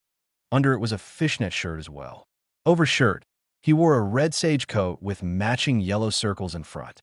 He had long, spiky gray hair and a noticeable wart on his nose. On his back was a large scroll, and on his forehead was a forehead protector with kanji 4 oil, was currently in front of a hot springs not too far from Konoha, and was currently peeping on woman for his next book. This was the Toad Sage Jiraiya. Jiraiya giggled pervertedly as he wrote something down on a small notepad that he had always kept on hand. "Hey ladies, there's a pervert spying on you," a familiar voice yelled. Jiraiya's eyes widened, and before he could react, the door to the springs burst open, and about 20 women, all clad in towels, turned and glared on him, releasing a large amount of killing intent on him. One of the women stepped forward and yelled, "Get him, girls!" After that was said, all of the women charged at him and savagely beaten him to a bloody pulp. After an hour of Jiraiya getting beaten with a maniacal laughter heard in the background, Jiraiya was beaten with bruises all over his body, with blood pouring out of his body at certain parts. After they left satisfied with their work, he then heard a familiar voice say, "See, Kurenai, I told you we would find the pervert here." Jiraiya got up and looked for the familiar voice and saw Anko, who was grinning evilly next to Kurenai. "Yes, Anko, you were right. I should have expected this, to be perfectly honest," Kurenai said as he shook her head in disappointment. "Oh well, what is some of Konoha's lovely kunoichi doing here of all places?" Jiraiya asked with a smile as he looked at the 2 kunoichi. Anko's grin faded away and was replaced with serious look on her face that scared Jiraiya Moorhen when she wasn't. The reason why was because Anko was only serious as the matter called for it, and that was rare. Very rare. Kurenai stepped forward and glared at him and said, "By order of the Sandaime Hokage, you are to return to the Hokage immediately, Jiraiya." Kurenai glared at the man and wanted to beat him to an inch of his life, not only for him spying on women in the hot springs, but also because of him abandoning his godson when he needed people to watch over him. Kurenai wouldn't admit it openly, but she was questioning the supposed greatness of Konoha's best and wisdom of people like the Hokage and Sannin. Well, you're going to have to tell him to wait a bit, because it's still Dash. It's not a request, Jiraiya. It's an order, and if you don't return, soon you will face the consequences. Kurenai interrupted as she glared at the man. Jiraiya looked at her and asked, "What consequences? Sensei knows that I can go as I please, and I got my spy network to maintain." While that would be the case normally, it's not anymore. See, the Hokage has demanded for your immediate return, and if you're not back in a couple of days, you will be marked as AS. Ranked missing nin, Anko said with a smirk that clearly said victory. Jiraiya quickly turned and looked at Anko with wide eyes and pointed at her as he said, "You kidding? You gotta be. Sensei knows how important my spy network is to Konoha. So you gotta be lying." When he was done saying that, he expected her shoulder to slump down and say that she was lying. What he did not expect was for her smirk to grow, showing off some of her teeth, as she pulled a letter out of her kunai pouch and threw it to Jiraiya, and quickly opened it up, hoping that it was some kind of prank that they were playing a prank on him. When he opened it up and saw his sensei's writing, he couldn't help but feel slightly afraid, wondering what has his sensei so riled up. As he read it, he couldn't help but gape in disbelief at his sensei's threat. He looked over at the two kunoichi who had looks of victory on their face and said, "What happened? What happened to piss Sensei off this much?" Kurenai looked at her, and she said, "I'm not saying anything, Jiraiya, but we weren't the only ones sent out to find you. Kakashi and Itachi were sent out to find Tsunade and bring her back to the village with the same threat as you." Why? Please tell me why. We won't tell you why, Jiraiya, but I will say this, Jiraiya. It's Judgment Day for you and Tsunade, Kurenai said as she glared at him. After she said that, a feeling of foreboding washed over him, and he had a feeling that him and Tsunade were going to suffer. A few days later, in Konoha. A couple days have passed since then, and both of them were feeling something else on the matter. Jiraiya wondered what could have made his sensei mad enough to call both him and Tsunade mad enough to call them back, and go so far as to make them both missing nin if they don't come back by the end of the week. Tsunade was angry and looked somewhat stoic except for the scowl of anger that she had on her face, but on the inside, she was resisting the urge to cry. Ever since her return back into the Leaf Village, Sarutobi had placed several Umbu on watch, making sure that she didn't drink any alcohol, and had to resist the urge to cry as the memories of her loved ones that she lost kept coming back in her head. She knew that if she returned to the village, that their memories would keep coming back to her and bring her nothing but pain. She was angry at her sensei, but she couldn't help but wonder what happened to her sensei. She vowed to never return to Konoha, and he understood her reason. He didn't try to stop her at all. Now he was giving her a choice to either come back to the Leaf Village peacefully or be marked down as a missing nin. For her and Shizun's sake, she knew that she couldn't afford to be marked down as a missing nin. She had ran into Jiraiya earlier, and he didn't have any idea as to why Sarutobi had gone this far. But both of them had a feeling of foreboding. They noticed that the people were happy with only a select few who seemed depressed over something. Shizun tried to get her to get Tsunade to relax earlier, but to no avail, with both worry and fear that haunted Tsunade to no end. Right now, the two of them were in front of the door that led to the Hokage's office. Both of them looked at the other's eyes and waited for the other to open the door. Jiraiya then sighed and opened the door, having enough of waiting for Tsunade to open the door, and decided to just get it over with. When he opened the door, he saw their sensei looking at them with a stoic look that also radiated an aura of power that made the two Sannin afraid. In front of them was the true god of shinobi. "Hello, Jiraiya. Tsunade, it's been a long time, hasn't it?" the Sandaime said coldly. Both of Sannin looked at him as if he had grown a second head. Jiraiya was the first to get over the way his sensei was acting, said, "Sensei, it's good to see you again, and I'm sure that Tsunade dash. Before he could finish what he was saying, Tsunade interrupted him by saying, "Cut the crap, Jiraiya, and let's get straight to the point, sensei. What is this really about?" Sarutobi looked at her with cold eyes and said, "Indeed, I'm rather glad you asked me that, Tsunade. You see, I decided that it was height time to clean house, if you will." "Well, that great sensei went our dash," Jiraiya said, but before he cowed finish his sentence, Sarutobi interrupted him by saying, "I already did. Danzo and my advisors are out of the way, and I'm dealing with the Civian Council and taking away more of their power by the day." "That's great, sensei. But if you're already doing well, then why did you need us to come back?" Jiraiya asked curiously. "Because both of you are next on the list," he stated evenly, causing both of the Sanin's eyes to widen in disbelief. "Tell me, Tsunade, Jiraiya, do you have any regrets since leaving the village?" he asked coldly. "Well, some yeah. You know why I couldn't be here. I have a spy network to maintain, one that has stopped many threats to this village and saved thousands from dying. The needs of the many outweigh the needs of the few, no matter how much I would prefer they didn't," Jiraiya said. "I don't have any regrets since I left the village, and you know why, sensei," Tsunade said, trying to put up a strong front, but she honestly felt like crying as the memories in her head became stronger from her sensei's question. The Sandime was quiet for a few minutes as his face remained as stoic as it did ever since they first entered the room, and the next word were like knife being driven into Tsunade's heart. "Not even leaving behind Kushina's son, your godson, to fend for himself." Tsunade's eyes widened as tears started to stream down her eyes. She glared at her sensei and yelled, "Don't you dare use dash." But before Tsunade could finish what she was going to say, Sarutobi released his killing intent and glared at his female student. Sarutobi spoke in a voice just above a whisper, yet it seemed like he yelled to the two Sannin. "I have every right to ask that of you, Tsunade. Unlike you, who should demand of me to not use her name like that." After he said that, Tsunade started realizing that he was right. She had abandoned her duty as Naruto's godmother. Tsunade then started sobbing as tears started to go down her cheeks. "Now hold on, sensei. I know that we haven't dashed," Jiraiya said, but was interrupted by his sensei, who glared at him and said, "Oh, that's an understatement, Jiraiya. You don't know a damn thing about him like I do, like I had encouraged you to be.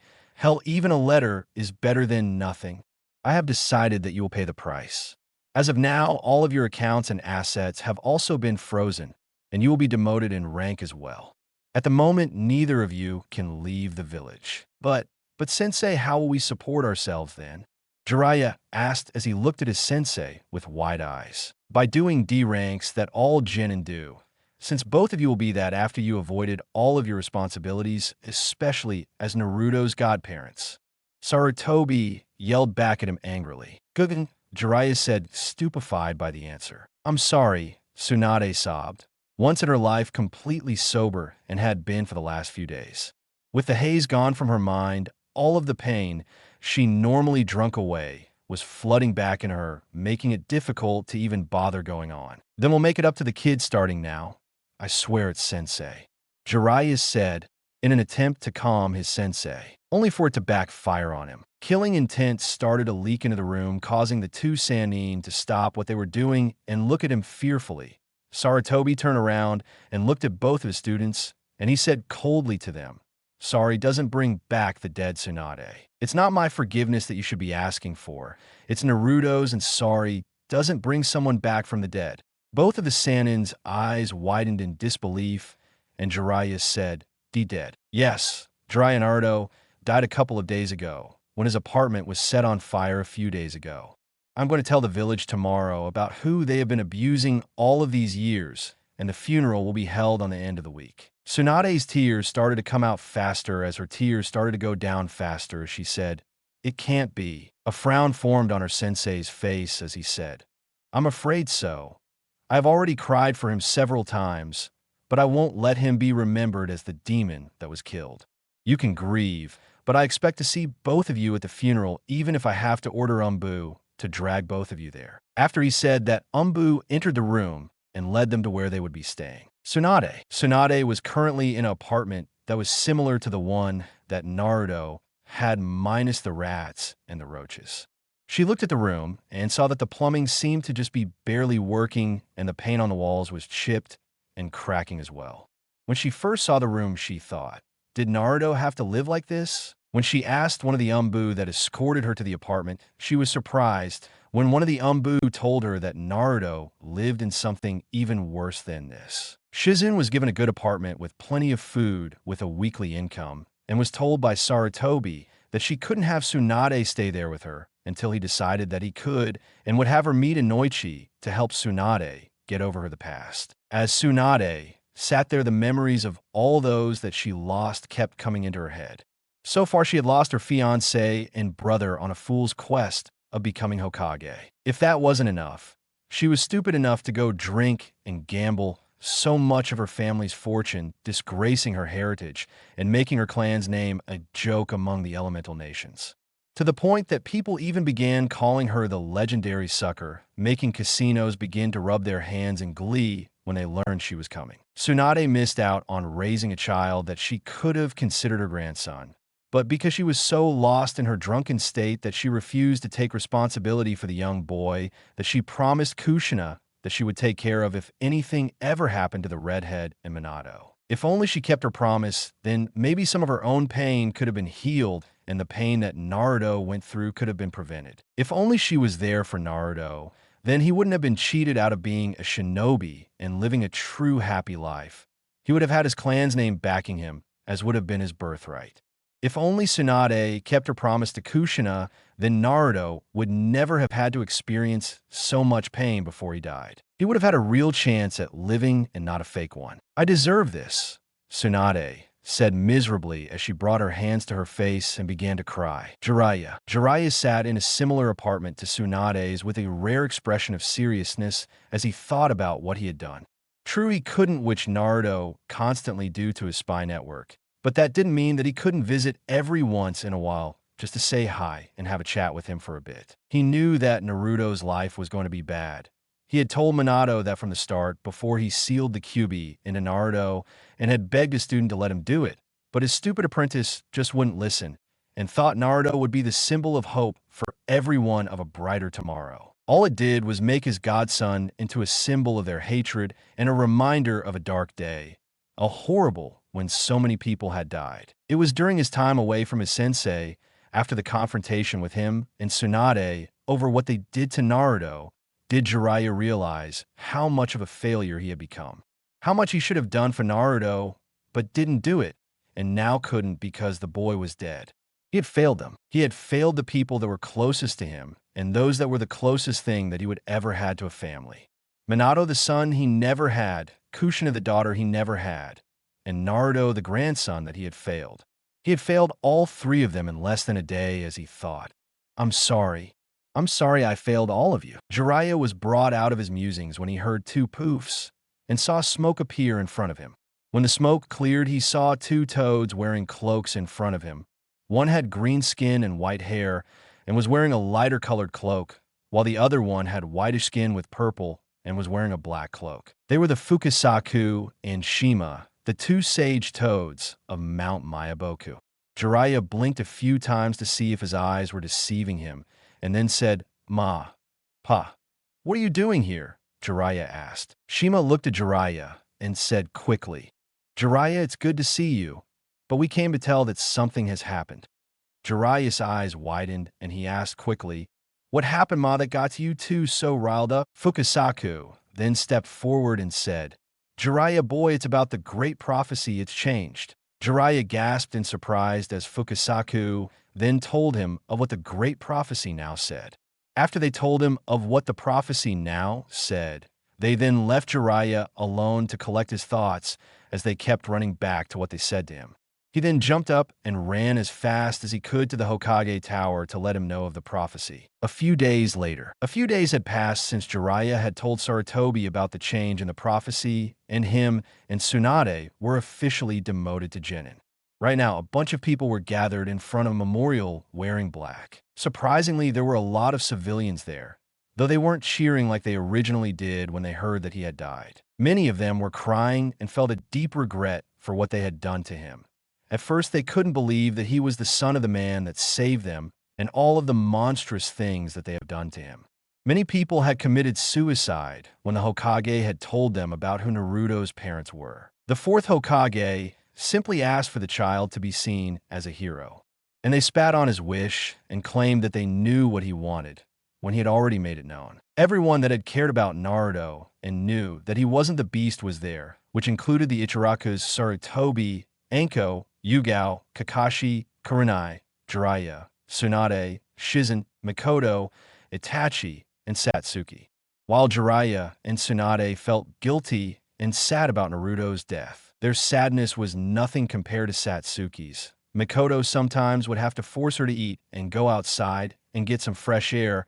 Mikoto noticed that the way Satsuki was acting was similar to a woman who just lost her husband in a war. Near the end of the funeral, Satsuki stared at the photo of her late friend and then clenched her hand into a fist as a look of determination came across her face and thought, "Naruto, you talked about being Hokage. You talked about fulfilling your dream about being the next Hokage. Since you can't fulfill it, I will fulfill it for you. One day, I will be named Hokage of the Hidden Leaf Village, this I promise you, and I won't ever go back on it. This I swear." If people looked into her eyes, they would have saw that her eyes were no longer the same. Her eyes were now red with a single black tomo in each of them with a fire that could never be extinguished. Nero walked down to the blacksmith's wearing his usual clothing with the black hood of his jacket over his head, covering his head from the rain that fell from the sky. Nero had his pack slung over his shoulder and intended to leave as soon as the blacksmith was done to leave town and move on. The locket that Satsuki had given him was underneath his shirt to protect it from getting wet. When he stood in front of the shop, he opened the door and swayed Smith look at him. He then pulled down the hood with his gloved hand and said, "Hey, old man, is it done?" After the man sighed, he said as he went for a black box, "Yeah, it's done, kid. Here you go." When he stood in front of Nero, he placed it on the counter for Nero to get a better look at. The weapon was in the form of a L. The lower section of the weapon had a brown grip with a golden trim. The weapon was mainly black and had a barrel underneath the first weapon with the chamber of the weapon the same color as well. On the top of the first barrel, there was an inscription in golden that said, "Guardian." "It's perfect," Nero said and handed him the money. It came out better than he had hoped. The reason he had just the gun made was because he wasn't sure that the guy could make bullets. So instead, he had the weapon formed out of chakra metal. He could push his chakra into the weapon and have it remain there until he pulled the trigger. Until the trigger was pulled, it would remain there and become more dense. So instead of firing bullets like it originally did, it fires chakra blasts. After he paid for the weapon, he made his way out of village with enough food in his pack to last him for a while. After he was outside of the village, he called for Kurama in his form and placed it on his back. While they would make their way to the next village, Kurama decided that he would teach him some sealing techniques for storage to be able to carry more supplies. Nero walked down the road and thought, "I'll find the swords of my ancestors and make a mark on history that won't be forgotten. But most of all, I will see Satsuki again, that I promise on my blood." While that is kind of romantic and a rather good speech, kid, I have one question. Kurama said, "What? How are you going to find their weapons?" Kurama asked. Nero was quiet for a few seconds, but then he just sighed and thought, "We will. It's me, remember, and I'm the luckiest bastard alive." After he thought that, he made his way towards the next village with a small smile on his face. It had been a year since Nero first left Konoha and hasn't regretted it since.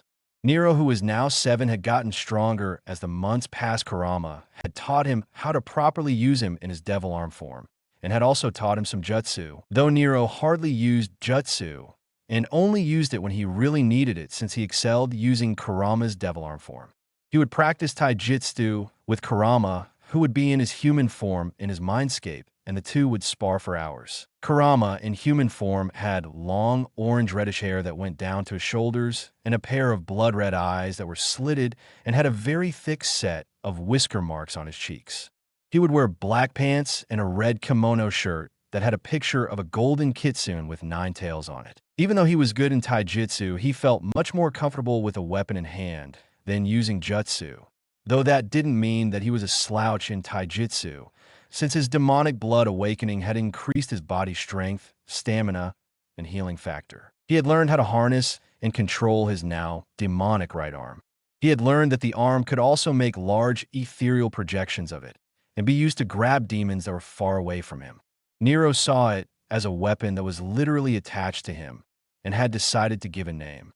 The Devil Bringer. Nero was now 7, had grown taller as the months passed, and was well built for someone his age. Nero had traveled around the nations, earning a living through people who needed jobs done, also worked through killing demons as well. His bond with Kurama had grown over the months, and in Nero's eyes, he was a father, and Kurama had returned those feeling and had treated Nero as a son. They would argue at times, but they would eventually get over it and make up. They had heard about how Sarutobi had told Konoha about who his parents were and how many civilians committed suicide and others grieved over his death. The only thing that Nero could feel was anger because of their actions. Minato had told them before he died to see him as a hero for containing Kurama, and yet they completely ignored his final wish for what they believed was the right thing. They had beaten him and treated him as if he's scum, and now that they knew who his former parents were, they grieved for his death. It seemed that they would only honor a person's dying wish if they had the blood of someone that was considered a hero to them in their veins. It seemed as though that they would rather ignore what's in front of them than follow their own irrational emotions at times. If they truly loved the Yondaime like they claimed when they were beating up and torturing him, then they would have listened to his wish in the first place instead of trying to kill him. When they heard about the punishment that his former godparents Tsunade and Jiraiya had to go through because of their negligence to their duties as his former godparents before he died, when he had lit his old apartment complex on fire and left Konoha, Nero couldn't help but smirk as he listened to what had happened to them. 2 of the strongest ninja in history being demoted to the lowest rank and in a way forced to start back at the beginning. In a way, it was nice to know that Sarutobi still had a backbone, but Nero wished that it had shown itself earlier on instead of his supposed death. Another part of him, though, was unsatisfied with the punishment. They were supposed to watch him and protect him, but they left him on his own, and they never bothered to check up on him once. If he had the chance, he would make them pay his price.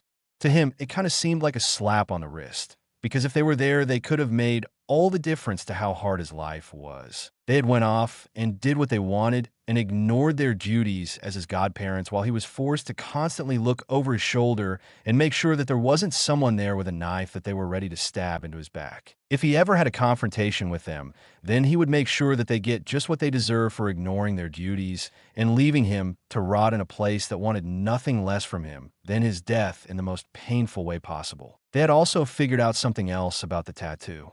Not only did it allow Nero to tap into Kurama's power, but it also allowed Kurama to come out and appear in his fox form, since he had willingly let Nero use his soul. Normally, if a demon were to willingly give up their soul, then they would only be able to talk to the person that has their soul.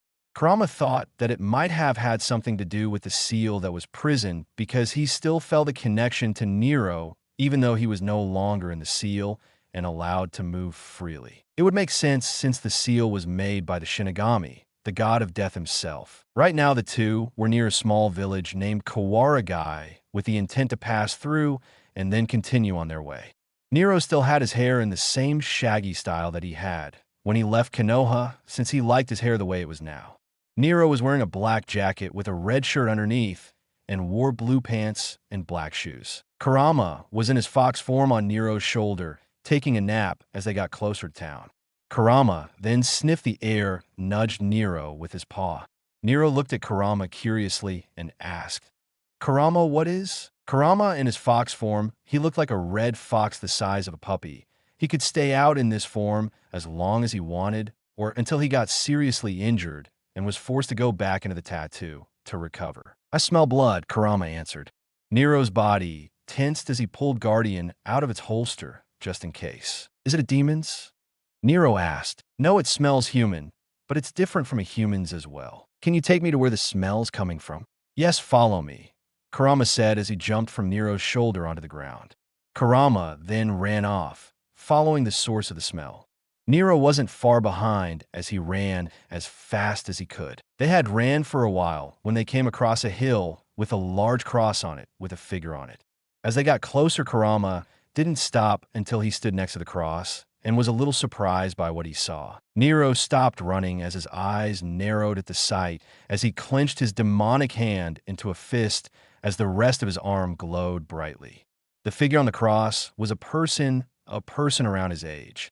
Nero quickly ran toward the cross, hoping that the person was still alive. When he got closer, he saw that the kid was around his age and was only wearing a pair of black pants. His skin pale, not to the point of corpses, but like a person that lost a little too much blood that contrasted his dark black hair. Nero saw the slight rise and fall of his chest, causing him to breathe a sigh of relief, glad that the person was still alive. "Hey buddy, you still alive up there?" Nero asked. The kid opened his eyes, and Nero saw that he had a pair of amber eyes. The kid saw him, and his eyes narrowed at the sight of him. "What do you want?" "Come and mock me," he asked. "Now, why the hell would I mock a person who's been crucified? The people of the village mocked me when they did this to me. Why would you do anything else?" The kid asked rhetorically. Nero didn't say. He could see it. He could the pain that he had gone, though, for years. It was as if he was looking into his own eyes, except that they were a different color. He could tell that just like he was in Konoha, they had treated him the same way that most of Konoha had done to him. There was more to it, though. He could see that they didn't just beat him and torture him. They had done something that was unforgivable to him. Nero closed his eyes as images of his past, as Naruto, appeared in his head. All the beatings that he had suffered because of their fear. He then opened his eyes as he balled his human hand into a fist. "I'm not them," Nero said as he lifted his concealed devilbringer and opened his gloved hand and whispered, "Kurama." Kurama's body was lit on fire and as jumped to Nero's arm. When he landed, Hei's body changed into his devil arm form, causing the kid's eyes to widen in surprise at the sudden appearance of the weapon. Nero wasted no time and quickly swung Kurama onto the base of the cross, easily cutting through it. The kid let out a grunt when the cross landed on the ground, causing the kid to grunt when it crashed onto the ground. The demonic weapon then disappeared in a swirl of flames as Kurama returned to his fox form. Nero moved toward the stake embedded in his feet and grabbed it. He was surprised to feel a burning sensation and hissed in pain as he pulled it out. Blood poured out of the wound as the kid hissed in pain from it being removed. Kurama was surprised to see that Nero hissed in pain when he touched the spike, and he knew that something was done to both the spike and knew that the boy was different. Nero looked at his human hand and was surprised to see that his hand had a light burn on it, as if he placed his hand over a fire pit and let the flames touch it. "What are you doing?" the kid asked through the pain, still watching him with narrowed eyes. He couldn't understand why someone was helping him. He couldn't understand why Nero was pulling the large stake out of his feet. He couldn't understand why he was helping him when he was just a stranger. "I'm getting you down," Nero said casually as he climbed up the cross towards the kid's left hand. "You should just leave me up here. You'll just get in trouble if you do, and you might end up like me because of it," the kid told him. Nero glared at him in anger, surprising the kid as he pulled out another stake. "I don't give a damn what they try to do to me. I was like you once treated like a demon, a monster. The people call me a monster and would openly attack me and try to kill me. Do you honestly that after everything that I had suffered, do you honestly think that I'm going to stand by while you suffer, just like I did?" The kid's eyes widened at Nero's rant, seeing that he wasn't lying to him. Nero then looked at the second stake and began to pull it out. Nero hissed as he felt the burning sensation return again. "Came," the kid hissed through the pain. He could see that Nero must have been feeling a burning sensation as well.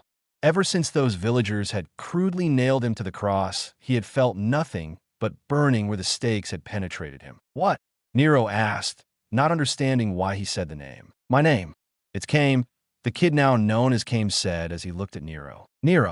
Nero Sparta," Nero said as he moved toward the other side of the cross and pulled the stake out as quickly as possible. When he pulled it out, Kame first hissed in pain, but then it changed into a small, relaxed smile. His entire body ached from the pain that the stakes have done to him, but it was starting to go down ever so slightly. Nero placed his bag on the ground and pulled out some bandages. Even though he could heal very quickly, it never hurt to have them, just in case for when he ran into someone. He first started to wrap some of the bandages around his hand that he had just pulled the stake out of, and then when he was finished, he broke the bandage and then began on his other hand. When he was finished with his hands, he then began on his feet, and after he finished bandaging them. He looked at Kame and asked, "You think that you can walk? Give me a few minutes, and then we'll try," Kame replied. Nero nodded his head, and then placed his bag back on his shoulder, and after a few minutes he then helped Kame stand up, causing Kame to seethe in pain when he stood up. Kurama then looked at the stake that were embedded into Kame's body. He then made his way to the nearest one, and sniffed it to see why it would be burning Kame and Nero when he tried to remove it.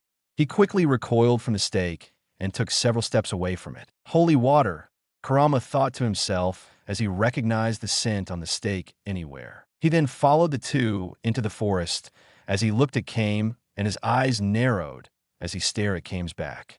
He knew that there was something different about him. Now the only question was, what was he really? Konoha. In Konoha, Sarutobi was in his office working on a large stack of paperwork. But unlike before, the paperwork that he was dealing with now actually mattered. The paperwork that he was working on now would deal with the academy and other important matters that dealt with Konoha's military actions. Some of the papers that he was working on now would reduce the power and influence that the civilian council had. While they would still have a voice, their power was now severely limited since they could no longer have a voice in military matters and only vote on matters that concerned the village's economy. The reason that there was a civilian council in a shinobi village was because one of his senseis, Tobarama Senju, the second Hokage of Konoha, had felt that the civilians didn't have a voice in the village and thus allowed civilians a place on the council. When he announced the plan to the council, the civilian council, he noticed that he had gained looks of approval from the Shinobi Council, and surprisingly enough, Danzo, of all people. Danzo had been enraged when he heard that Naruto had died, not out of pity for the boy, but for the fact that they had lost the Kyuubi's power. When he had announced that Naruto was the Kyuubi Jinchuriki, Danzo immediately called for him to become the boy's guardian so that he could train him to be a mindless weapon for Konoha. Sarutobi had immediately denied, but it was put to a vote that would decide Naruto's fate for the future.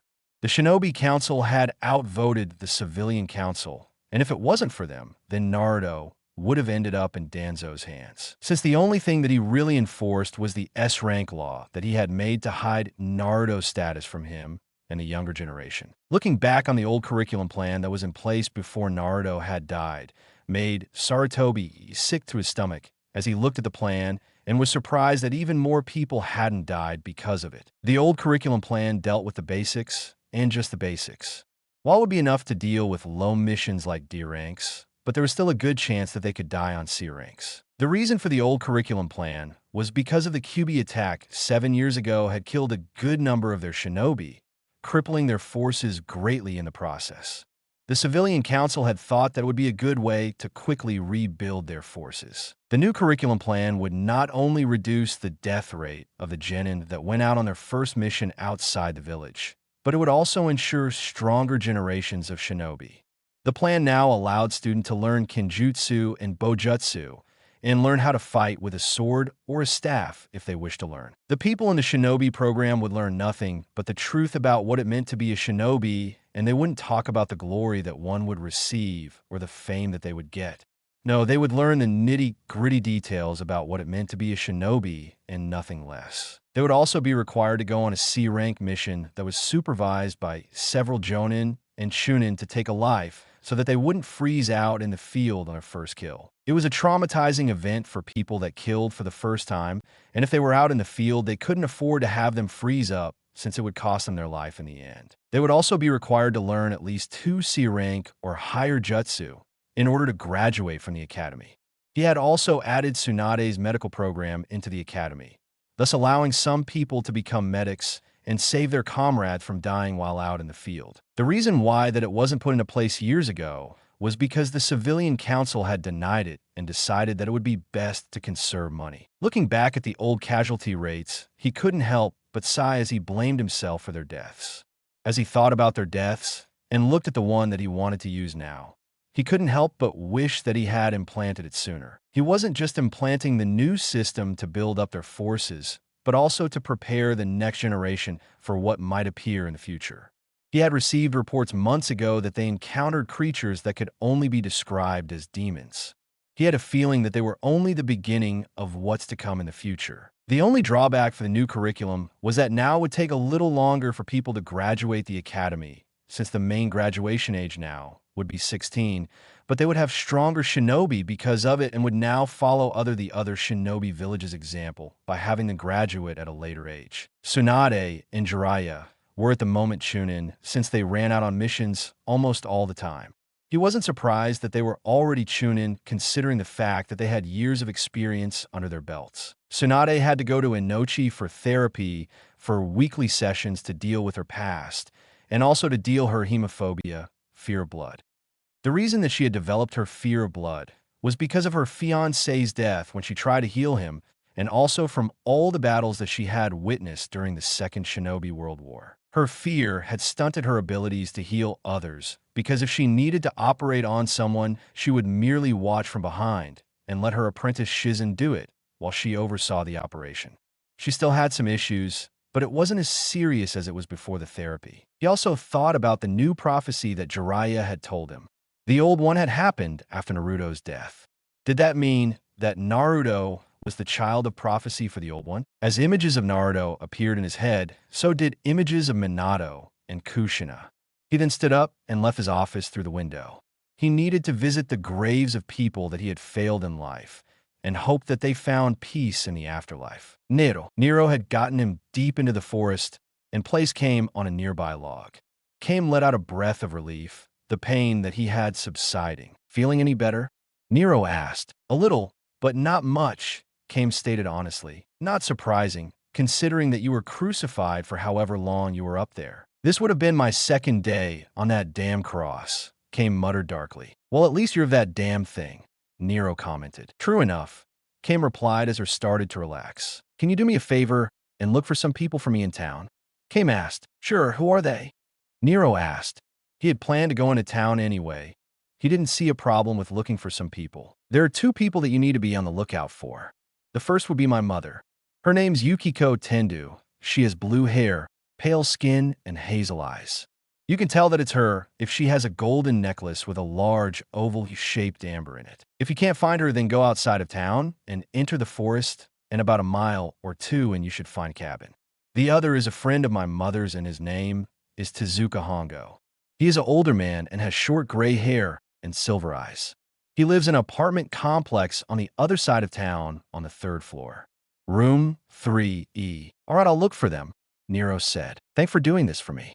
Be careful in town and don't mention me in public.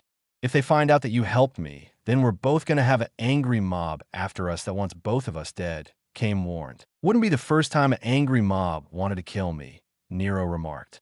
You mind watching him, Kurama?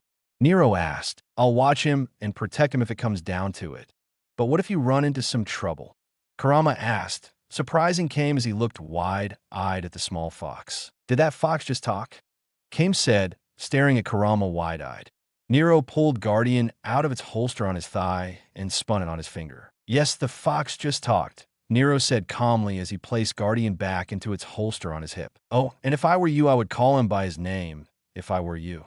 Nero said, turned around and made his way to the town, leaving Kurama and Came alone in the forest. Town. As Nero walked closer to the town, he pulled his hood up over his head, hiding most of his face from view. When he entered the town, he walked calmly, but he made sure to keep his eyes open and watch out in case any of the villagers tried anything. Nero's eyes darted from one spot to another and saw that some of them looked at him with suspicion while others simply ignored him. Nero acted as if he didn't notice and placed his hand next to Guardian's handle in case he needed to pull out. The people here, they reminded him of the ones in Konoha to a lesser degree, but instead of glares, it was looks of suspicion. Nero ignored them as he continued, making his way to the other side of town to find the apartment complex that Tezuka lived in. When he arrived at the apartment complex, it took him a while to find the proper building, since he didn't want to ask anyone where it was and have them ask why he was looking for Tezuka. If Came trusted Tezuka, and the people knew that they would probably follow him to make sure that he didn't try anything and may try to kill him because he was helping Came. When Nero finally found the right building, he inwardly breathed a sigh of relief as he entered the building and went toward the stairs and walked up the stairs to the 3rd floor of the building. When he was on the 3rd floor, he saw at the end of the hallway room 3E. Nero walked toward the door, and when he stood in front of the door, he knocked on it. Nero heard someone walking toward the door, and when it opened, he saw a man in his late 30s or early 40s. He had short brown hair and had some stubble around his chin and upper lip. But what caught his attention the most was all the bandages that were wrapped on his arms and the band-aid that on the side of his head and his bloody lip. Nero could see that the man had been attacked by someone or something a while ago and had a feeling that it was some of the villagers. "You Tezuka?" Nero asked. "Yeah, I'm Tezuka, and you are?" The man now known as Tezuka asked. "Nero Sparda. Came told me you lived here." Nero replied, and he saw the man's eyes widen for a second before he opened the door and let him inside the apartment. "You know Kame?" Tezuka asked. Nero didn't miss the edge that was in his voice. "Yeah, I found him outside of town, crucified to a cross," Nero explained. "What, they crucified him?" Tezuka yelled as he quickly stood up wide-eyed. "You didn't know?" Nero asked, a little surprised that he didn't know. "Kid, I just got out of the hospital a few hours ago. Some bastards yesterday jumped me and beat me in unconsciousness," Tezuka explained. That would explain how he doesn't know, Nero thought to himself, accepting the answer. He was crucified to a cross. "I got him down and took the stakes out of his body. Right now, he's in the woods with a friend of mine that's looking after him," Nero explained. "If you're lying to me, then you're going to regret it, kid," Tezuka said as he glared at Nero in an intimidating manner. Nero looked at Tezuka, and instead of feeling intimidated by that glare, he felt relief. Nero let a small smile on his face as he looked at the man. He could see that he genuinely cared for Kame and willing to fight for him. He might not have been very strong, but he was willing to fight for him, and that spoke volumes about the type of man that he was and what he would do if it came down to it. "I'm not lying, old man. If I were, I wouldn't be here now, would I?" Nero replied rhetorically. "No, you wouldn't be here if that was the case. I can see it in your eyes. You've lived a tough life. A life that most men twice or even 3 times your age would break from and want to die just so that they could be free from their pain. Yet despite all you've been through, you've persevered and pressed on, and for that you have my respect. And for the record, kid, I'm not that old. I'm only 41, for heaven's sake," Tezuka said with a small smile. Tezuka then went over to the coat rack and put on a brown coat and a gray Kangol hat over his head, covering his hair from view. He then placed his hand inside of his coat pocket and pulled out a black switchblade from the pocket. "You always carry that on you?" Nero asked. "Yeah, I've had her for years, and she has served me well since I first got her," Tezuka said. "Can you take us to Yukiko's place?" Nero asked. "Of course I can. It's a bit of a trip, but we can make it," Tezuka told him. "All right then, lead the way," Nero said. Tezuka then opened the door, and the two left the apartment and made their way out of the building. They had caught the eyes of several people that watched them suspiciously from their place. They ignored the looks as they made their way to the forest. They had walked for a little over an hour when they came across a house that seemed to have been recently attacked. "What the?" Tezuka muttered as he quickly ran toward where the door should be, with Nero following right behind him. The door wasn't attached to its hinges laid on the ground. When the two stood in front of the doorway, they saw that the inside of the house was ransacked. There was shattered glass everywhere on the ground and bit and pieces of wood. Tezuka made his way inside the house with Nero following right behind him. There were obvious signs of a struggle in the kitchen. He then made his way to another room in the house and saw, unlike the hallway and the kitchen, the bedroom seemed to be untouched aside from the picture that was placed down on the nightstand. Nero grabbed the picture and saw a picture of who he guessed was Yukiko, since she matched the description, and a man with long black hair and amber eyes and slightly pointed ears. He was wearing a black shirt, a long black cloak, and black pants, and he had a sword next to him. The sword was a blood-red double-edged broadsword and had a V-shaped guard and black hilt. The pommel of the sword was a blood-red demon head with horns. Nero pulled the picture out of the frame and placed it inside of his pocket. While it might not mean anything to him, it might mean something to Kame. He then looked at Tezuka and saw him pull something from underneath the bed. Tezuka pulled the object from underneath the bed, and it was revealed that it was a box. His eyes narrowed at what was inside. Nero saw him pull out a golden necklace with a large oval-shaped amber in it that matched the necklace that Kame described. "That necklace looks just like the one Kame told me about," Nero commented as he looked at the necklace. "What did they do?" Tezuka asked himself as he looked at the necklace in his hand. "What do you mean?" Nero asked, though he had a feeling that he wouldn't like the answer. Yukiko wouldn't leave her necklace here. It was a gift from Kame's father before he died, and she wore this ever since he gave it to her. For her necklace to be here means something's happened to her. Tezuka explained as a cold chill went down his spine. He wasn't the only one, though, as Nero grimaced at what he had said and felt a cold chill go down his spine as well. Damn it, Nero kursid. Let's head back to Kame then. Yeah, Tezuka said as he placed the necklace inside his pocket. Lead the way, kid. The two then made their way back to the village as they ignored the looks of suspicion that some of the people sent their way. They tried to move as quickly as they could without bringing suspicion to themselves. If either of them had paid any attention to some of the people in the background, then they would have noticed the looks of hate that some of the people sent their way, or more specifically Tezuka, as they started to follow the two through the crowds. When they got to the other side of the village, they ran as fast as they could into the forest, no longer caring if they brought attention to themselves since they were no longer inside the village. When he was close to where he cupped his hands together and yelled out, "Hey, Kame, Kurama, you there? Nero, is that you?"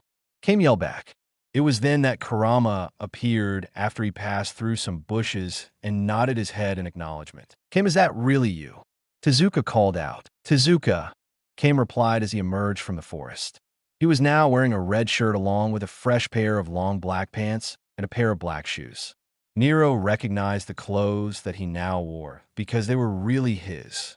He didn't mind really, since he probably needed to change his clothes anyway. "Kame, as it really is you," Tezuka said happily as he kneeled down to Kame's level and hugged him. "Tezuka, it's good to see you, but where's Mom?"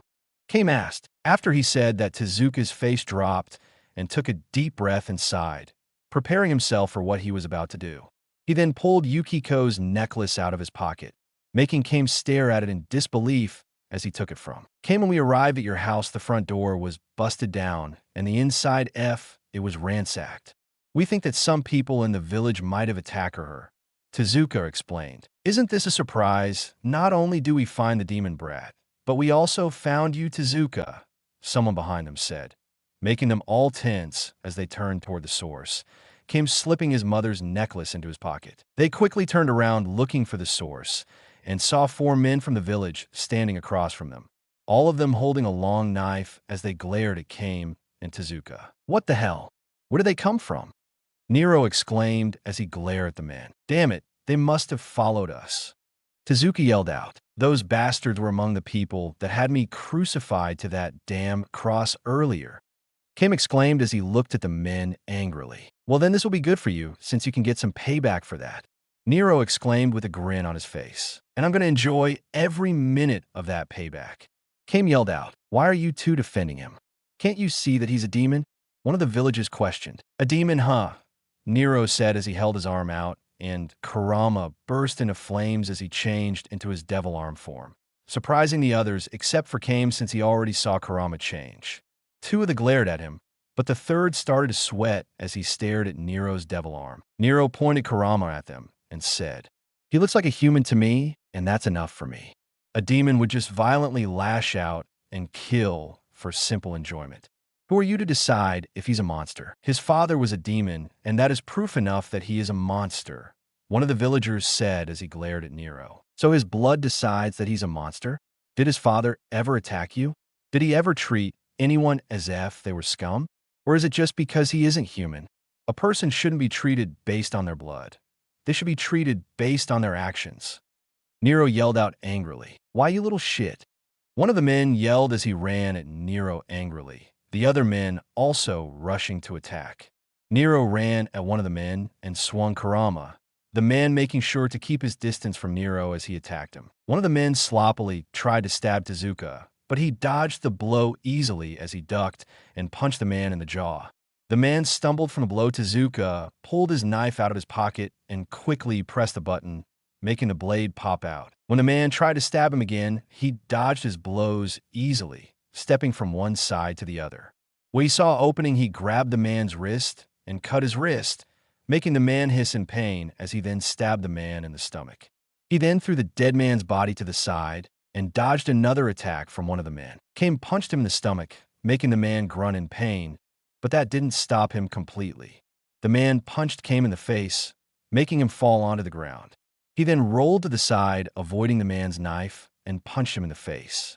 The man grabbed him and pinned him to the tree, pressing his forearm against his neck. As Kame struggled to breathe, he pushed with all of his might against the man's arm. While Kame was dealing the man, Nero dodged the stab from one of the men and used his size and speed to his advantage and ran past the man and swung Kurama at the man's head, hitting the man on the back of the head with the blunt end of Kurama, making the man pass out onto the ground unconscious. Nero then looked at Tezuka and saw him holding the two men and then looked at Kame. Nero saw that the man was going to stab Kame with his knife. Nero's body quickly reacted from his past fight with demons and pulled Guardian out of its holster and pulled the trigger. Before the man could stab, the chakra blast flew into the man's back, causing the man's chest to have a large hole and blood to splatter onto Kame's body. Nero's eyes widened at what he had just done. He killed someone. His entire body shook as the gun slipped out of his hand. Nero's body shook as he looked at his hand. He had killed demons many times as the months, but this was the first time that he had killed a human being.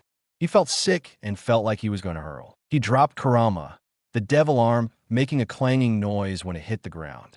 Kurama then burst into flames, returning into his fox form. The last man growled at anger at what Nero had done and charged at him as he said, "You bastard." He then ran past Tezuka, running towards Nero, his eyes filled with hatred and the intent to kill the silver-haired half-demon. Kame stared at Nero, and when he heard the man's war cry and saw that he was charging at Nero, he quickly stood up and ran at the man.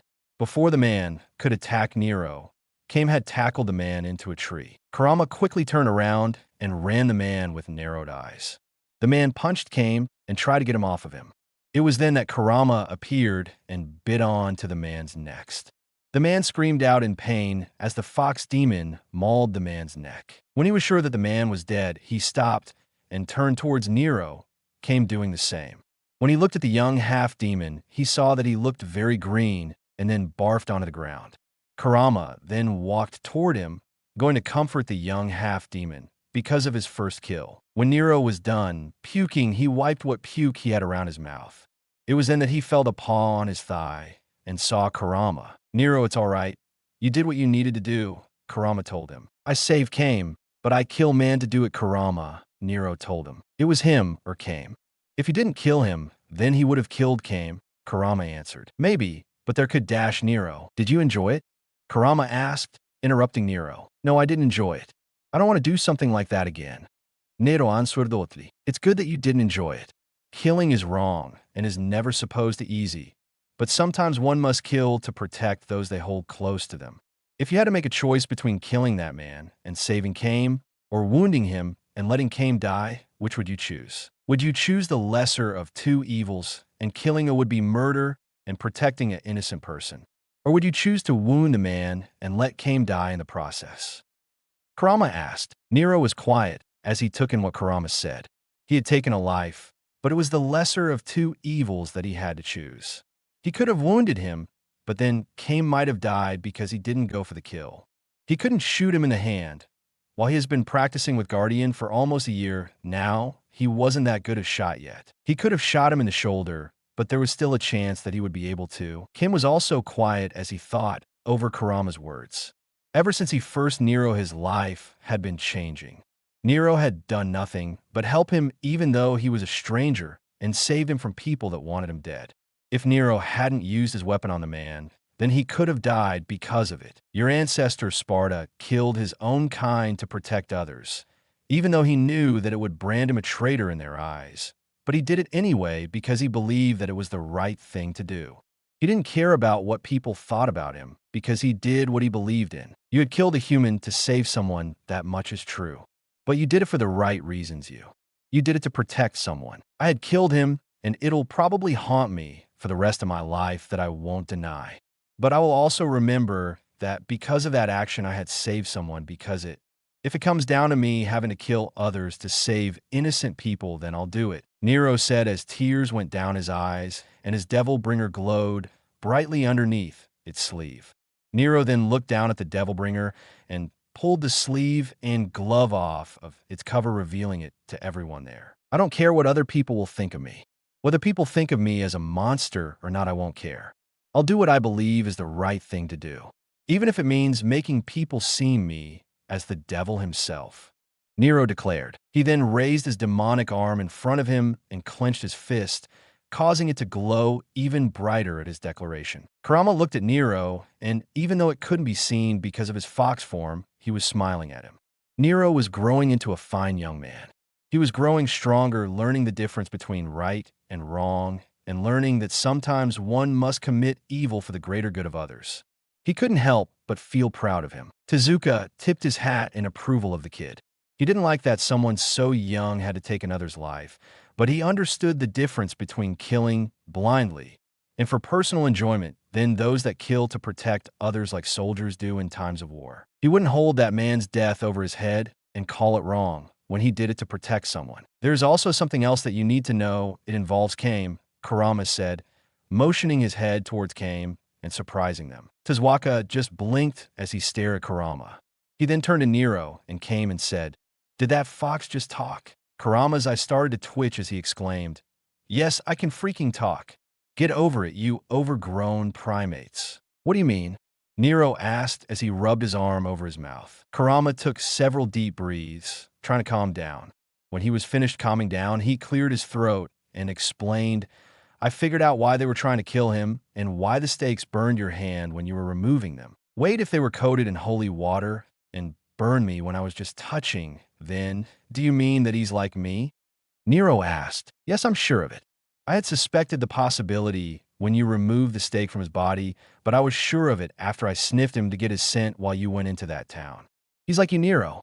He's a half-demon," Kurama answered. Everyone's eyes immediately widened after they heard that, as they stared at Kurama in surprise. "His scent is familiar to me, but I can't say for sure who his father is," Kurama said.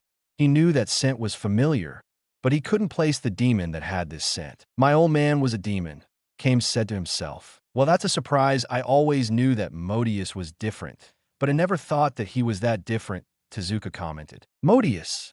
That's his father," Kurama exclaimed with wide eye. "Kurama who's Modius?" Nero asked, wondering why the name got such a reaction out of Kurama. Modius is a very old demon that existed during Sparta's time. He was once Sparta's student along with his brother Baal. Sparta had apparently left his power, and as some have said, that he also inherited Sparta's true will. They were Sparta's students and soon became demon lords under his tutelage. They trained together with Sparta until he rebelled against Mundus and left for the human world, Kurama explained. "So I'm the son of a demon," Kame said to himself. "Apparently so. We're similar to each other, but at the same time we're different." "You're the son of a demon, while I'm descended of one," Nero told him. "What's the difference?" Kame asked, not really seeing a difference between the two. "The demonic blood inside of me was diluted by all of my human ancestors, so it got to the point where it was almost gone. I got so angry one day that I guess I taped into Kurama's chakra and it charged up the demonic blood inside of me," Nero said. They had never really figured out if that was what really happened to awaken his ancestors' blood, but they guessed that it was probably that. "Well, it doesn't matter to me," Tezuka said as he placed a hand on Kame's shoulder, surprising the young half-demon. "To me, you're still Kame, and no matter what modus was won't change that to me." Kame stared at Tezuka for a minute until tears started to gather around the corner of his eyes. He then tackled Tezuka and hugged him as tightly as he could. Tezuka was a little surprised, but then smiled as he returned the hug. After they hugged each other, Tezuka went to the unconscious man and felt his neck for a pulse. When he felt a pulse, he was slightly relieved. While he wanted to kill the man for his attempt to kill them, they needed at least one of them alive so that they could get some answers. When he saw the man staring to come around, he gripped his knife just in case the man tried something. "Good, you're awake finally. I can get some answers," Tezuka said as he held his switchblade against the man's neck. As Tezuka started to interrogate the man, Kame saw one of the dead villagers' knives and picked it up. He looked at the blade in his hand and saw his reflection in it. He then looked back at the man and glared at him as he began to walk toward them, and unknown to him, his grip began to tighten on the knife. "Listen, we want some answers, and you can give us them. We want to know to Yukiko Tendu," Tezuka said. "You want to know what we did to Yukiko?" the man said. "What did you do to her?" Kame roared as he moved in front of the man and lifted the knife, ready to stab the man's head if he didn't get an answer. We killed her for loving that monster, and after she was executed, we gave her a proper burial and placed holy water on her coffin at her grave spot, the man explained. You buried her? Kame asked in an unbelieving tone. She may have betrayed the village by falling in love with that demon, but we will not deny her a proper burial, the man said. Kame wanted to kill the man and all that were responsible for what they did. Before he could do anything, Kame felt someone place a hand on his shoulder and saw Nero looking at him with a frown and saw Tezuka looking at him with a frown as well. Tezuka then shook his head, knowing what Kame was thinking about doing. Kame then reluctantly dropped the knife onto the ground. If he killed him, he wouldn't be doing it to protect others. He would be doing it out of vengeance. If he killed a man, then that wouldn't make him any better than those that had taken his mother from him. He then gave Guardian back Nero and then turned back to the man and glared at him as fire started to gather around his fist. He then punched the man as hard as he could, knocking the man out cold. He then turned toward Nero and Tezuka and said, "Let's go to the graveyard." The way that Kame had said it left no room for argument. Tezuka sighed and said, "All right, let's move before it gets to dark out and we can't look." "Lead the way, guys," Nero said as he hefted his bag over his shoulder. The others didn't need any other encouragement as they quickly ran toward the direction off the graveyard, Nero following them. It took them a half hour at most when they arrived at the graveyard. They had used the forest to get to the graveyard since they didn't want to risk any of the other villagers attacking them. When they arrived at the graveyard, Tezuka was breathing heavily, using the fence for support. "We're here," Tezuka said as he opened the gate. "Any idea where they might have buried her?" Nero asked as he stepped into the graveyard. "No idea," Tezuka commented as he looked at the graves. None of them were Yukiko's. "It doesn't matter, we'll just split up and look around. It's got to here somewhere. When we find it, we'll just call the others," Kame said, leaving no room for argument. "All right, just be careful in case some more of those people followed us," Tezuka said, Kame nodding his head in agreement. He then ran off in one, and Tezuka went another way. Nero then made his in the other direction, looking at graves as he passed by them. Nero's eyes kept darting from place to place, looking at the names on the graves. As he looked at the graves, he couldn't help but wonder if the man was really telling the truth. If he had died in Konoha, the Hokage, and a few people in Konoha would attend his funeral, and he had no doubt that people there would defile his grave and leave his rotting corpse out in the woods for the vultures or the maggots to eat. As Nero made his way deeper and deeper into the graveyard, he saw a grave with a large cross and walked toward it, having a feeling that this might be the grave that they were looking for. The name on the grave said Yukiko Tendu. "Found it," Nero muttered to himself. He then turned around and called out, "Guys, I found it." The others quickly raced toward him, and when they arrived, they all looked at Nero and then at the large cross that said Yukiko's name. "Yukiko," Tezuka said to himself as tears began to gather around the edge of his eyes. Kame looked at the grave and tears immediately gathered around his eyes and quickly poured down his cheeks as he looked at his mother's grave. "It's not fair," Kame said to himself. He then got down onto his knees and his tears started to hit the ground. "It's not fair," Kame yelled in a sad yet angry tone. "Why did she have to die? She just loved my father and she had to die because she loved him. Damn them. Damn them all to hell." Kame yelled as he began to bang fist onto the ground repeatedly. As he banged his fist onto the ground, fire began to appear around his arms. Neither Nero or Tezuka tried to calm him down, thinking that it would be best for him to let it all out now rather than later. They both watched with somber expressions as Kame angrily banged the ground with his fist. Nero didn't know what to say since he didn't really understand Kame's pain. He had never lost anyone important to him, but he did understand the pain of loneliness. Nero had never really known Minato and Kushina and had never really felt any sadness to hear that they were dead. He respected them, but held no real love for either of them. He respected Kushina for her willingness to sacrifice herself to protect her child, and he didn't hold any real hatred toward her, but he didn't love her either. The bond that once existed between him and Kushina was never nurtured to the point that he could never truly care for her due to her death. Minato, on the other hand, was a different case. He respected Minato for protecting his home and doing the ultimate sacrifice that a person could make, but also hated him for what he had to go through because of him deciding to be selfless and giving his own life up when he could have let Jiraiya or Sarutobi, who begged him to let them do it in his place. He had chosen to let others. He might have been a hero and saved thousands of lives, but he also damned him in the process. How could he truly love a man and call him father after all the hell that he went through because of him and his foolish? He couldn't. The scars that he barred because of him were not only mental, but were physical as well for a short period of time. Kurama had healed his body before his change and made sure that his body would recover from the most severe of injuries.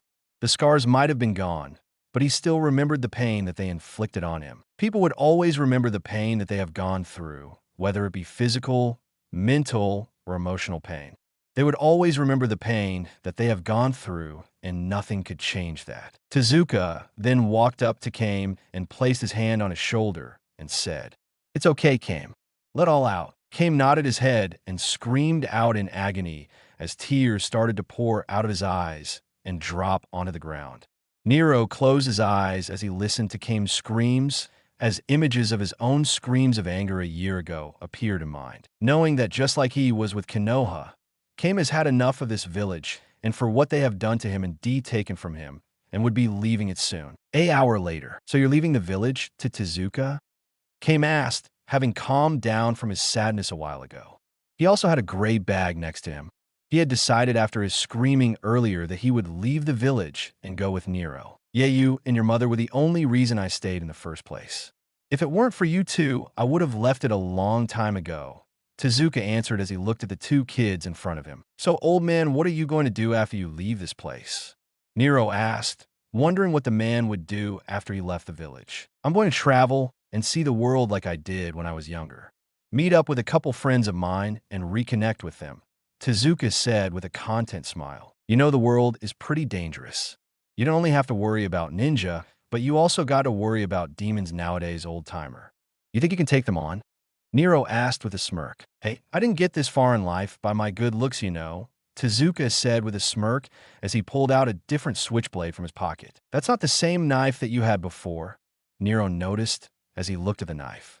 The switchblade that he now had a simple brown handle with gold along the top and near the bottom of it, and had well-sized silver blade. "You're right, I bought it in town before I came to see you guys off," Tezuka said as he placed the brown switchblade in his pocket and pulled out the black one and held it out for Kame to take. "Kame considered it going away," Tezuka said with a smile. Kame stared at the black knife in Tezuka's hand and then quickly closed Tezuka's hand around the knife. "Tezuka, I can't take this," Kame said. "Nonsense, kid, it's going to be a while before we meet each other again, and this way you'll have something to remember me by," Tezuka said as he opened Kame's hand and placed the knife on his hand and closed Kame's hand around it. "Are you sure I can have this? I mean, you've had her for years, and now you're giving her to me. She served me well, and know that no matter wherever you go in life, that I will always be cheering you on every step of the way," Tezuka said as he placed his hand on his shoulder and looked at him with a reassuring smile. "You're going to need something else aside from that knife to fight with, considering what we might come across. I'll teach you how to use Guardian later on," Nero said, Kame nodding his head in understanding. Tezuka then hefted his bag on his shoulder and said, "Well, I guess this is the part that I say goodbye. Just know, you two, that no matter how long it's been since we last saw each other, I'll always be your friend." He then turned around and began walking away from them. Before he left, he looked over his shoulder and waved at them in goodbye with a smile on his face. Kame had a few tears traveling down his eyes as he watched the man he could call the closest thing that he had to a father walk onward. "You all right?" Nero asked. "Yeah, let's just move on," Kame said as he turned away from them, heading toward the nearest town in the opposite direction with Nero, soon following him in silence. Kame never once looked back at the place that he was leaving behind as he fiddled with the amber necklace around his neck as he walked down the road. It was the next morning, a day since they left Kawaragai. It was early in the morning, and right now Nero and Kame sat around a campfire that they had built and used a small fire jutsu to light it to cook their breakfast. Kurama was currently inside Nero's mind, relaxing and deciding to let the two be alone for now. As Nero cooked the rabbits that they caught earlier, Kame kept fiddling with his mother's necklace. When he was finished setting the rabbits, he looked at Kame and saw the miserable look on his face. He then remembered something as he placed his hand in his pocket and pulled out the picture that he took from Kame's house. "Hey, Kame," Nero called out, getting his friend's attention. "Back at your house, before we met back up, I grabbed something from your house," Nero said as he held the picture out for him to take. Kame took the picture from Nero and looked at it. Tears started to appear around his eyes, and for a moment Nero thought that he shouldn't have done it. Kame then smiled at him and said, "Thanks." Nero then walked over to him and looked over his shoulder and looked at the picture. Yukio looked beautiful in it, with a bright smile on her face and the love in her eyes. As she looked at Modius, it was obvious to anyone that she loved him. When he looked at Modius, he could easily tell that he held the same feelings for Yukiko and was Kame's father. They both had the same amber eyes, and the same dark hair color. "You look like him," Nero commented. "Yeah, I do," Kame replied as he looked at Modius. "So, you didn't know that he was a demon?" Nero asked. "No, I didn't, but I think Mom knew. I don't really remember him. I only have some foggy memories from when I was little about him," Kame explained sadly. Nero, seeing that they were touching a depressing subject, decided that it would be best if they changed the subject. "Okay, enough depressing stuff. It's time you learn how to use Guardian, and before you can do that you have to meditate," Nero explained. "Why? Don't you just aim and pull this thing here?" Kame asked, pointing at the trigger. He had figured that it was similar to a crossbow, but wondered what Nero used for ammunition. "No, and for the record, that called the trigger, and this is a gun. Unlike a bow or a crossbow where you have to load it with bolts or arrows, you instead pour your chakra into it. If a person can't pour their chakra into it, then it's no better than a club," Nero explained. "So I just meditate, and I'll be able to use it then?" Kame asked. "No, you also need to learn how to control and pour your chakra into an object." "All right," Kame said as he got into a meditate position and closed his eyes. Nero sighed as he began to pull several things out of his pack and cook them and placed a pot over the fire and added several ingredients to it. He would need to ask Kurama if he knew any sealing techniques so that they wouldn't have to constantly carry all of their stuff around. Kame mediated in place, trying to unlock his chakra. As he mediated, he was almost at the point between falling asleep and meditating when he felt something inside of waking up, spreading throughout his body. He never felt so alive. He had unlocked his chakra. Nero turned toward the source of the sudden burst of and smirked as he placed several more ingredients into the pot. "Congratulations, you did it faster than I thought you could," Nero said as he stirred the small pot. "Nothing really. It's a good thing we're young, otherwise it would have taken you longer to do it." "Why do you say that?" Kame asked curiously. "You see, the reason why ninja unlock their chakra at such a young age is because their reserves are still growing and it's easier to unlock their chakra. Think of it like a muscle if it helps," Nero told them as he sipped the soup. "So, if I was older then, it would be harder to unlock my chakra?" Kame asked. "Exactly," Nero said as he took another sip of the soup.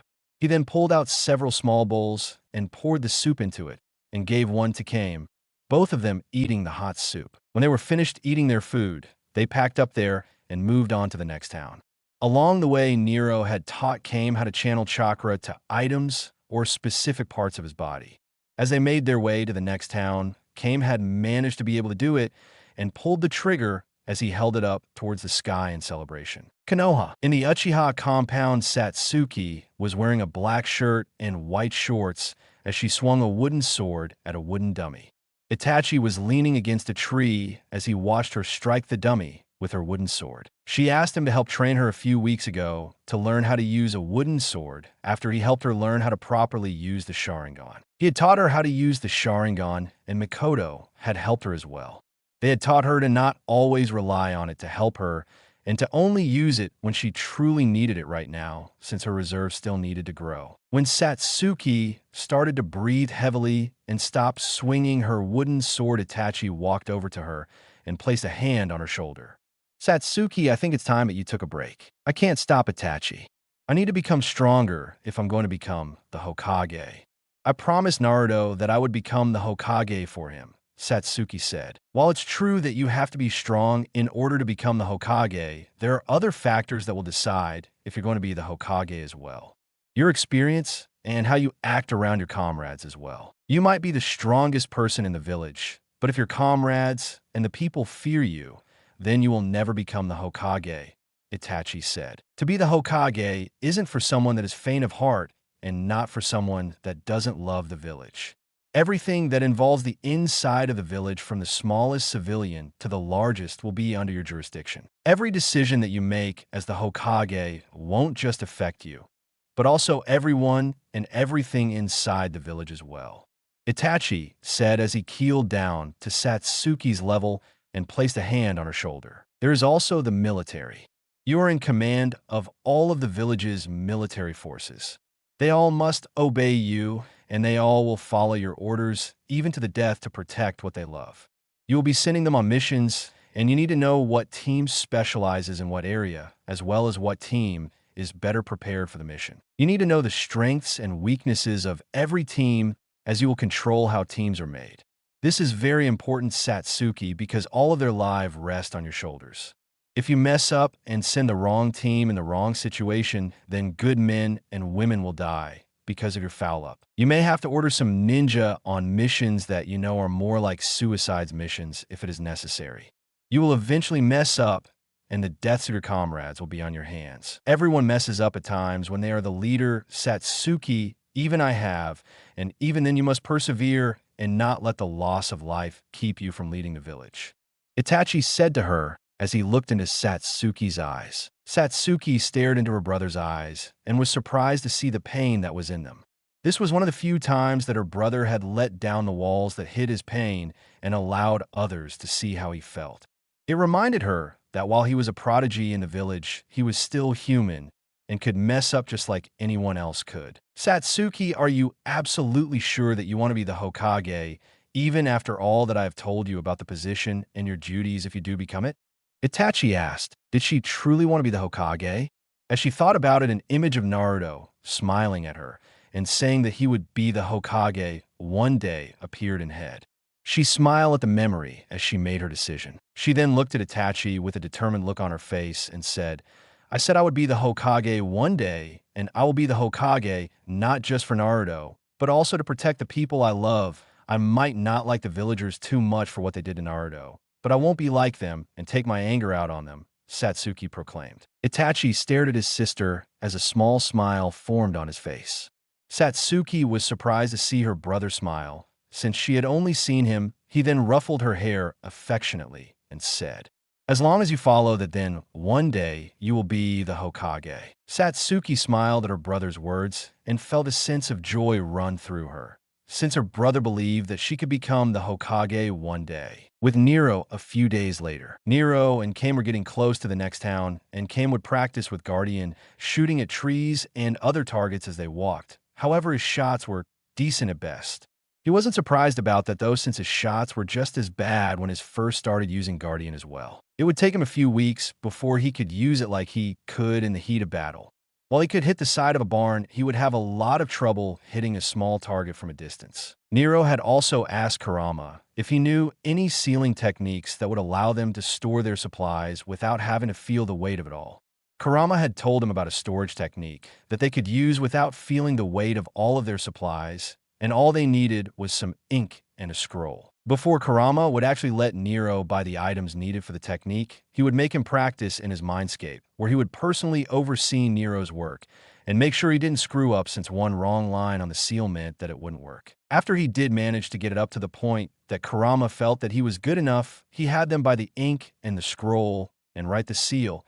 After that, he placed an object over the seal and applied chakra to it, causing the item to go into the seal. Needless to say, Nero very happy, because now it was so much easier for them to get around now, since they no longer needed to actually carry anything, since they just needed to place it inside of the scroll. Nero had made sure that Kame knew what he needed to know, such as the demons, the devils, and the devil arms. Nero had also taught him how to fight hand to hand if he ever lost his weapon in the heat of battle. Kame would get his ass kicked because of Nero's strength and would be sore afterwards, but in the end it made him stronger since he was getting a higher pain tolerance. In a way, they were student and master, with Nero as the master and Kame as the student. As they made their way to the next town, they were blinded by a bright light coming off of Nero's Devilbringer. "I didn't know your arm did that," Kame said as he stared at Nero's glowing arm. "I didn't know it could do that either," Nero said as he stared at his demonic arm. They then heard the trees being moved and others bending and cracking, falling down onto the ground. They turned toward the direction, and they immediately tensed at what they saw. The demon was large, at least twice the size of the average man, and was very muscular and large. It had dark maroon skin that showed through the armor that it wore, and light purple scaled head with amber eyes and ram horns on its head. He wore large spiked pauldrons on his shoulders, and he had large clawed armored gauntlets on his hands and armored boots on his feet. He wore a brown loincloth and had a sinister-looking skull with ram horns on his chest. In his hand, he had a large, thick sword that was slightly rounded at the top where the point of the sword should be, and had 2 spikes on both sides of the sword, and had a white cloth wrapped around the handle of the sword. So the rumors are true. The blood of Sparta does still exist in the human world, the demon said as it glared at Nero. Nero glared back at the demon as Karama burst into flames and reappeared in a burst of flames in his hand. "Yeah, the blood Sparta still exists, and it's kicking ass and taking names," Nero said as he glared at the demon. "So the son of Modius still exists as well. I had thought Baul had killed you as well," the demon said as he glared at the large demon. "Baul?" Kame questioned. "Indeed, he is the one that had dealt with Modius. I did not truly believe that Baul would actually go through his orders, but he had proved me wrong. He killed him," Kame said. When he was younger, he would sometimes see his mother look at the very same picture that Nero gave him. He had often thought that his father had simply walked out on them, but now he knew the truth of what really happened to his father. He had been killed by his own brother. That explained it all to them.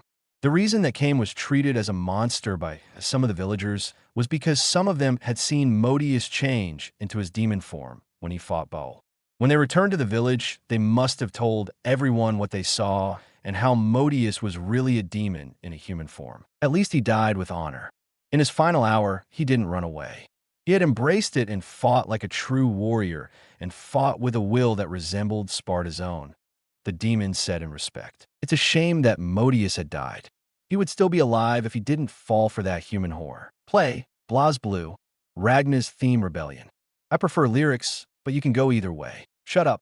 Kame roared angrily as he pulled Guardian and the knife Tezuka had gave him out from their respective holsters and held them in his hands as he charged at the demon. Kame focused chakra through his body into Guardian and pulled the trigger several times.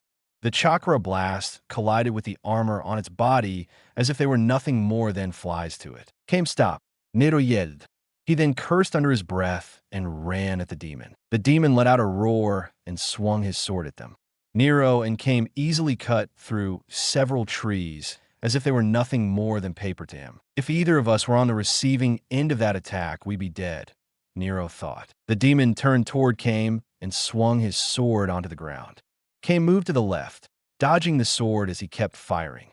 As he fired at the demon, he had an angry look on his face that was almost feral in appearance. He was so angry that the demon had insulted his mother and what he had learned about his father, that the only thing that mattered to him at the moment was the demon's demise. Kame then ran towards the demon to get a better shot at the demon. As the chakra blast collided with its body, the demon was getting rather annoyed since the blasts were like stings to it. The demon hissed as the blast collided with its body, and before Kame could react, the demon kicked him as if he were a ball, and he flew through the air toward a tree and grunted when he collided with it. Nero quickly looked at Kame and saw that he shakily stood up as he shook his head. Nero breathed a sigh of relief, and the end turned back to the demon and saw that he had swung his sword at him.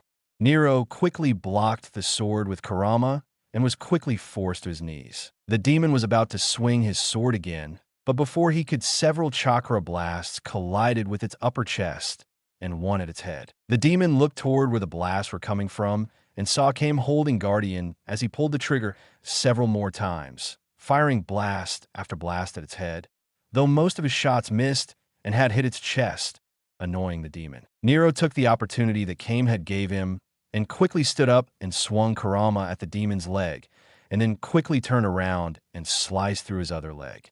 The demon let out a roar of pain as his legs gave out on him, dropping his sword in the process. Nero swung Kurama again, hoping to end the fight there, but the demon had quickly turned on it back and moved its armored hand into the way. Kurama had pierced its gauntlet and had gone through the other side of its hand, but it only had slightly gone through his hand, only an inch or two at best, nowhere near enough to kill it if Nero had tried to pierce its chest through its hand. Nero tried to pull Kurama out of its hand, but the demon had grabbed the top of the blade with its other hand to try and pull Nero toward him. As the demon tried to prevent Nero from doing any more damage and pull him toward it, Kame quickly rushed toward its head and stabbed the knife into the demon's head, making it scream out in pain as blood seeped through the knife. The demon's roar of pain grew when Kame twisted the knife in its place in his eye socket, making the knife go deeper. He then pulled the knife out of its eye socket and quickly stabbed it in the other eye. He repeated the pattern several times, each time the demon screaming out in pain less. When Kame had stopped stabbing its head, the demon let out a low moan and then went limp on the ground, dead as blood poured from its body. In song, Nero moved the large hand that the demon had on top of Kurama and then placed his foot on the demon's hand and pulled Kurama's bloody blade out of its hand. Kame looked at where the large sword was on the ground, grabbed the handle of the demonic sword. To his surprise, the sword started to glow. As the glow faded away, he hefted the sword onto his shoulder and did a few practice swings. It was heavy and he could barely swing the demonic sword, but they needed the sword. Not only was it stronger than any sword they could get, but also because the sword would be very useful later on. They might not have the strength that they need to use the sword at its best like the demon, but it would still be a useful weapon that they could use in the future. It was then that a name entered his mind. Vendetta. Kame thought. He then looked at the large sword on his shoulder and thought, "Is that your name?" Vendetta. The word appeared in his head again, as if confirming that it was its name. Vendetta, not a bad name. After that, he remembered what the demon had said about Baal, his uncle. The mere thought of that man being related to him made his blood boil. He was the one that had not only killed his father, but in a way was indirectly responsible for the hell that he went through and for his mother's death. The reason why he blamed Baal was because he was the one that had forced his father to fight in his demon form, and because of that others had saw him as a monster, waiting to kill others for his enjoyment. Nero turned toward Kame and saw the thoughtful look on his face. Nero walked toward him as Kurama turned into his fox form, appearing next to Nero as he walked toward Kame. "So now we know what happened to your father," Nero said. "Yeah, he was killed," Kame said, his grip tightening on his sword and his knuckles turning white. "By his own brother." "I must admit, I never thought that Baal would kill his own brother," Kurama said, finishing the statement. "Kame, if you're going to get revenge, let me tell you something first," Nero said. "Nero, if you're going to tell me to just let it go, then just stop talking right now." "I need to do this," Kame said adamantly. "Why would I do that?" "I'm not going to stop you," Nero said, surprising Kame. "You aren't," Kame said incredulously. "No, I won't stop you. I can see it in your eyes that you need to do this. Just don't let it consume you and be your only reason to exist," Nero said. "I won't. I promise," Kame said. "And besides, not like I can beat him now anyways. Besides, I need to get stronger if I want to use this sword anyways. There's a way to get stronger without exercising or waiting for your bodies to grow.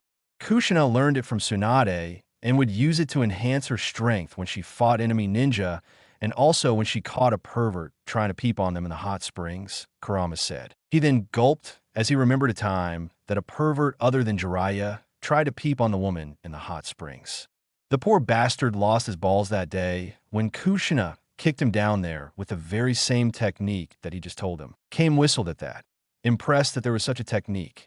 You know, if chakra allows a person to be able to do stuff like that, I wish I learned it months ago. "So how do we do it?" Kame asked. "In order to use it, the user needs to focus their chakra into their hands and feet and release it with almost pinpoint timing. So how come Nero can use you in your devil arm form? I doubt you're light as a feather in that form, and since he seems just as surprised that I am that a technique to enhance a person's strength exists, it's because of his demonic strength. The only reason that you can lift that sword right now is because of your demonic strength. Unlike Nero's, your muscles aren't as refined, which means that they aren't as strong as his. Not only that, but his devil bringer is physical manifestation of his demonic power, making him stronger than he should be. Kurama, I've been meaning to ask how come my arm glowed before that demon attacked us? It's never done that before, Nero said. It's most likely because you have gotten stronger.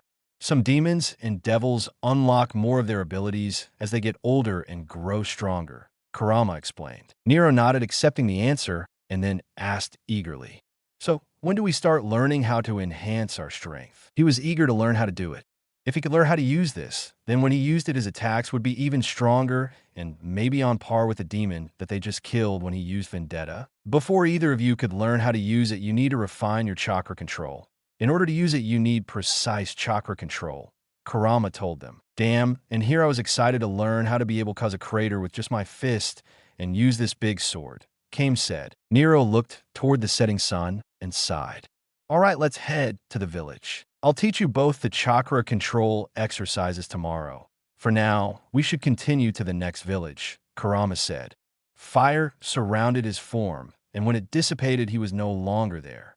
Nero could feel Kurama's presence in his mind and began walking toward the village. Wait, what are we going to do about Vendetta? Because I refuse to carry this all over the place, Kame said. He had a hard enough time with this sword on his back. He wouldn't make it to the village if he had to carry it everywhere they go. Just think about it going away, and it'll go away, Nero explained. Kame closed his eyes as he thought about Vendetta disappearing. Vendetta disappeared in red light, and a red light appeared around his forearm. When the light vanished on his arm, it now said Vendetta and had barbed wire that led to 2 spikes on both ends of the word. That's so cool, Kame said, amazed by what just happened to the demonic weapon. Yeah, it's as if you get a tattoo without the ink, the needles, and the pain, Nero commented with a smirk on his face. They then continued on their way to the village. Despite what Kame had learned, he had felt somewhat happy that he learned the truth about what happened to his father, and he would make that bowl would pay for what he had done. That's it for today. I will stop here.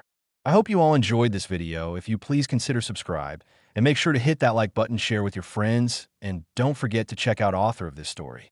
Details in description.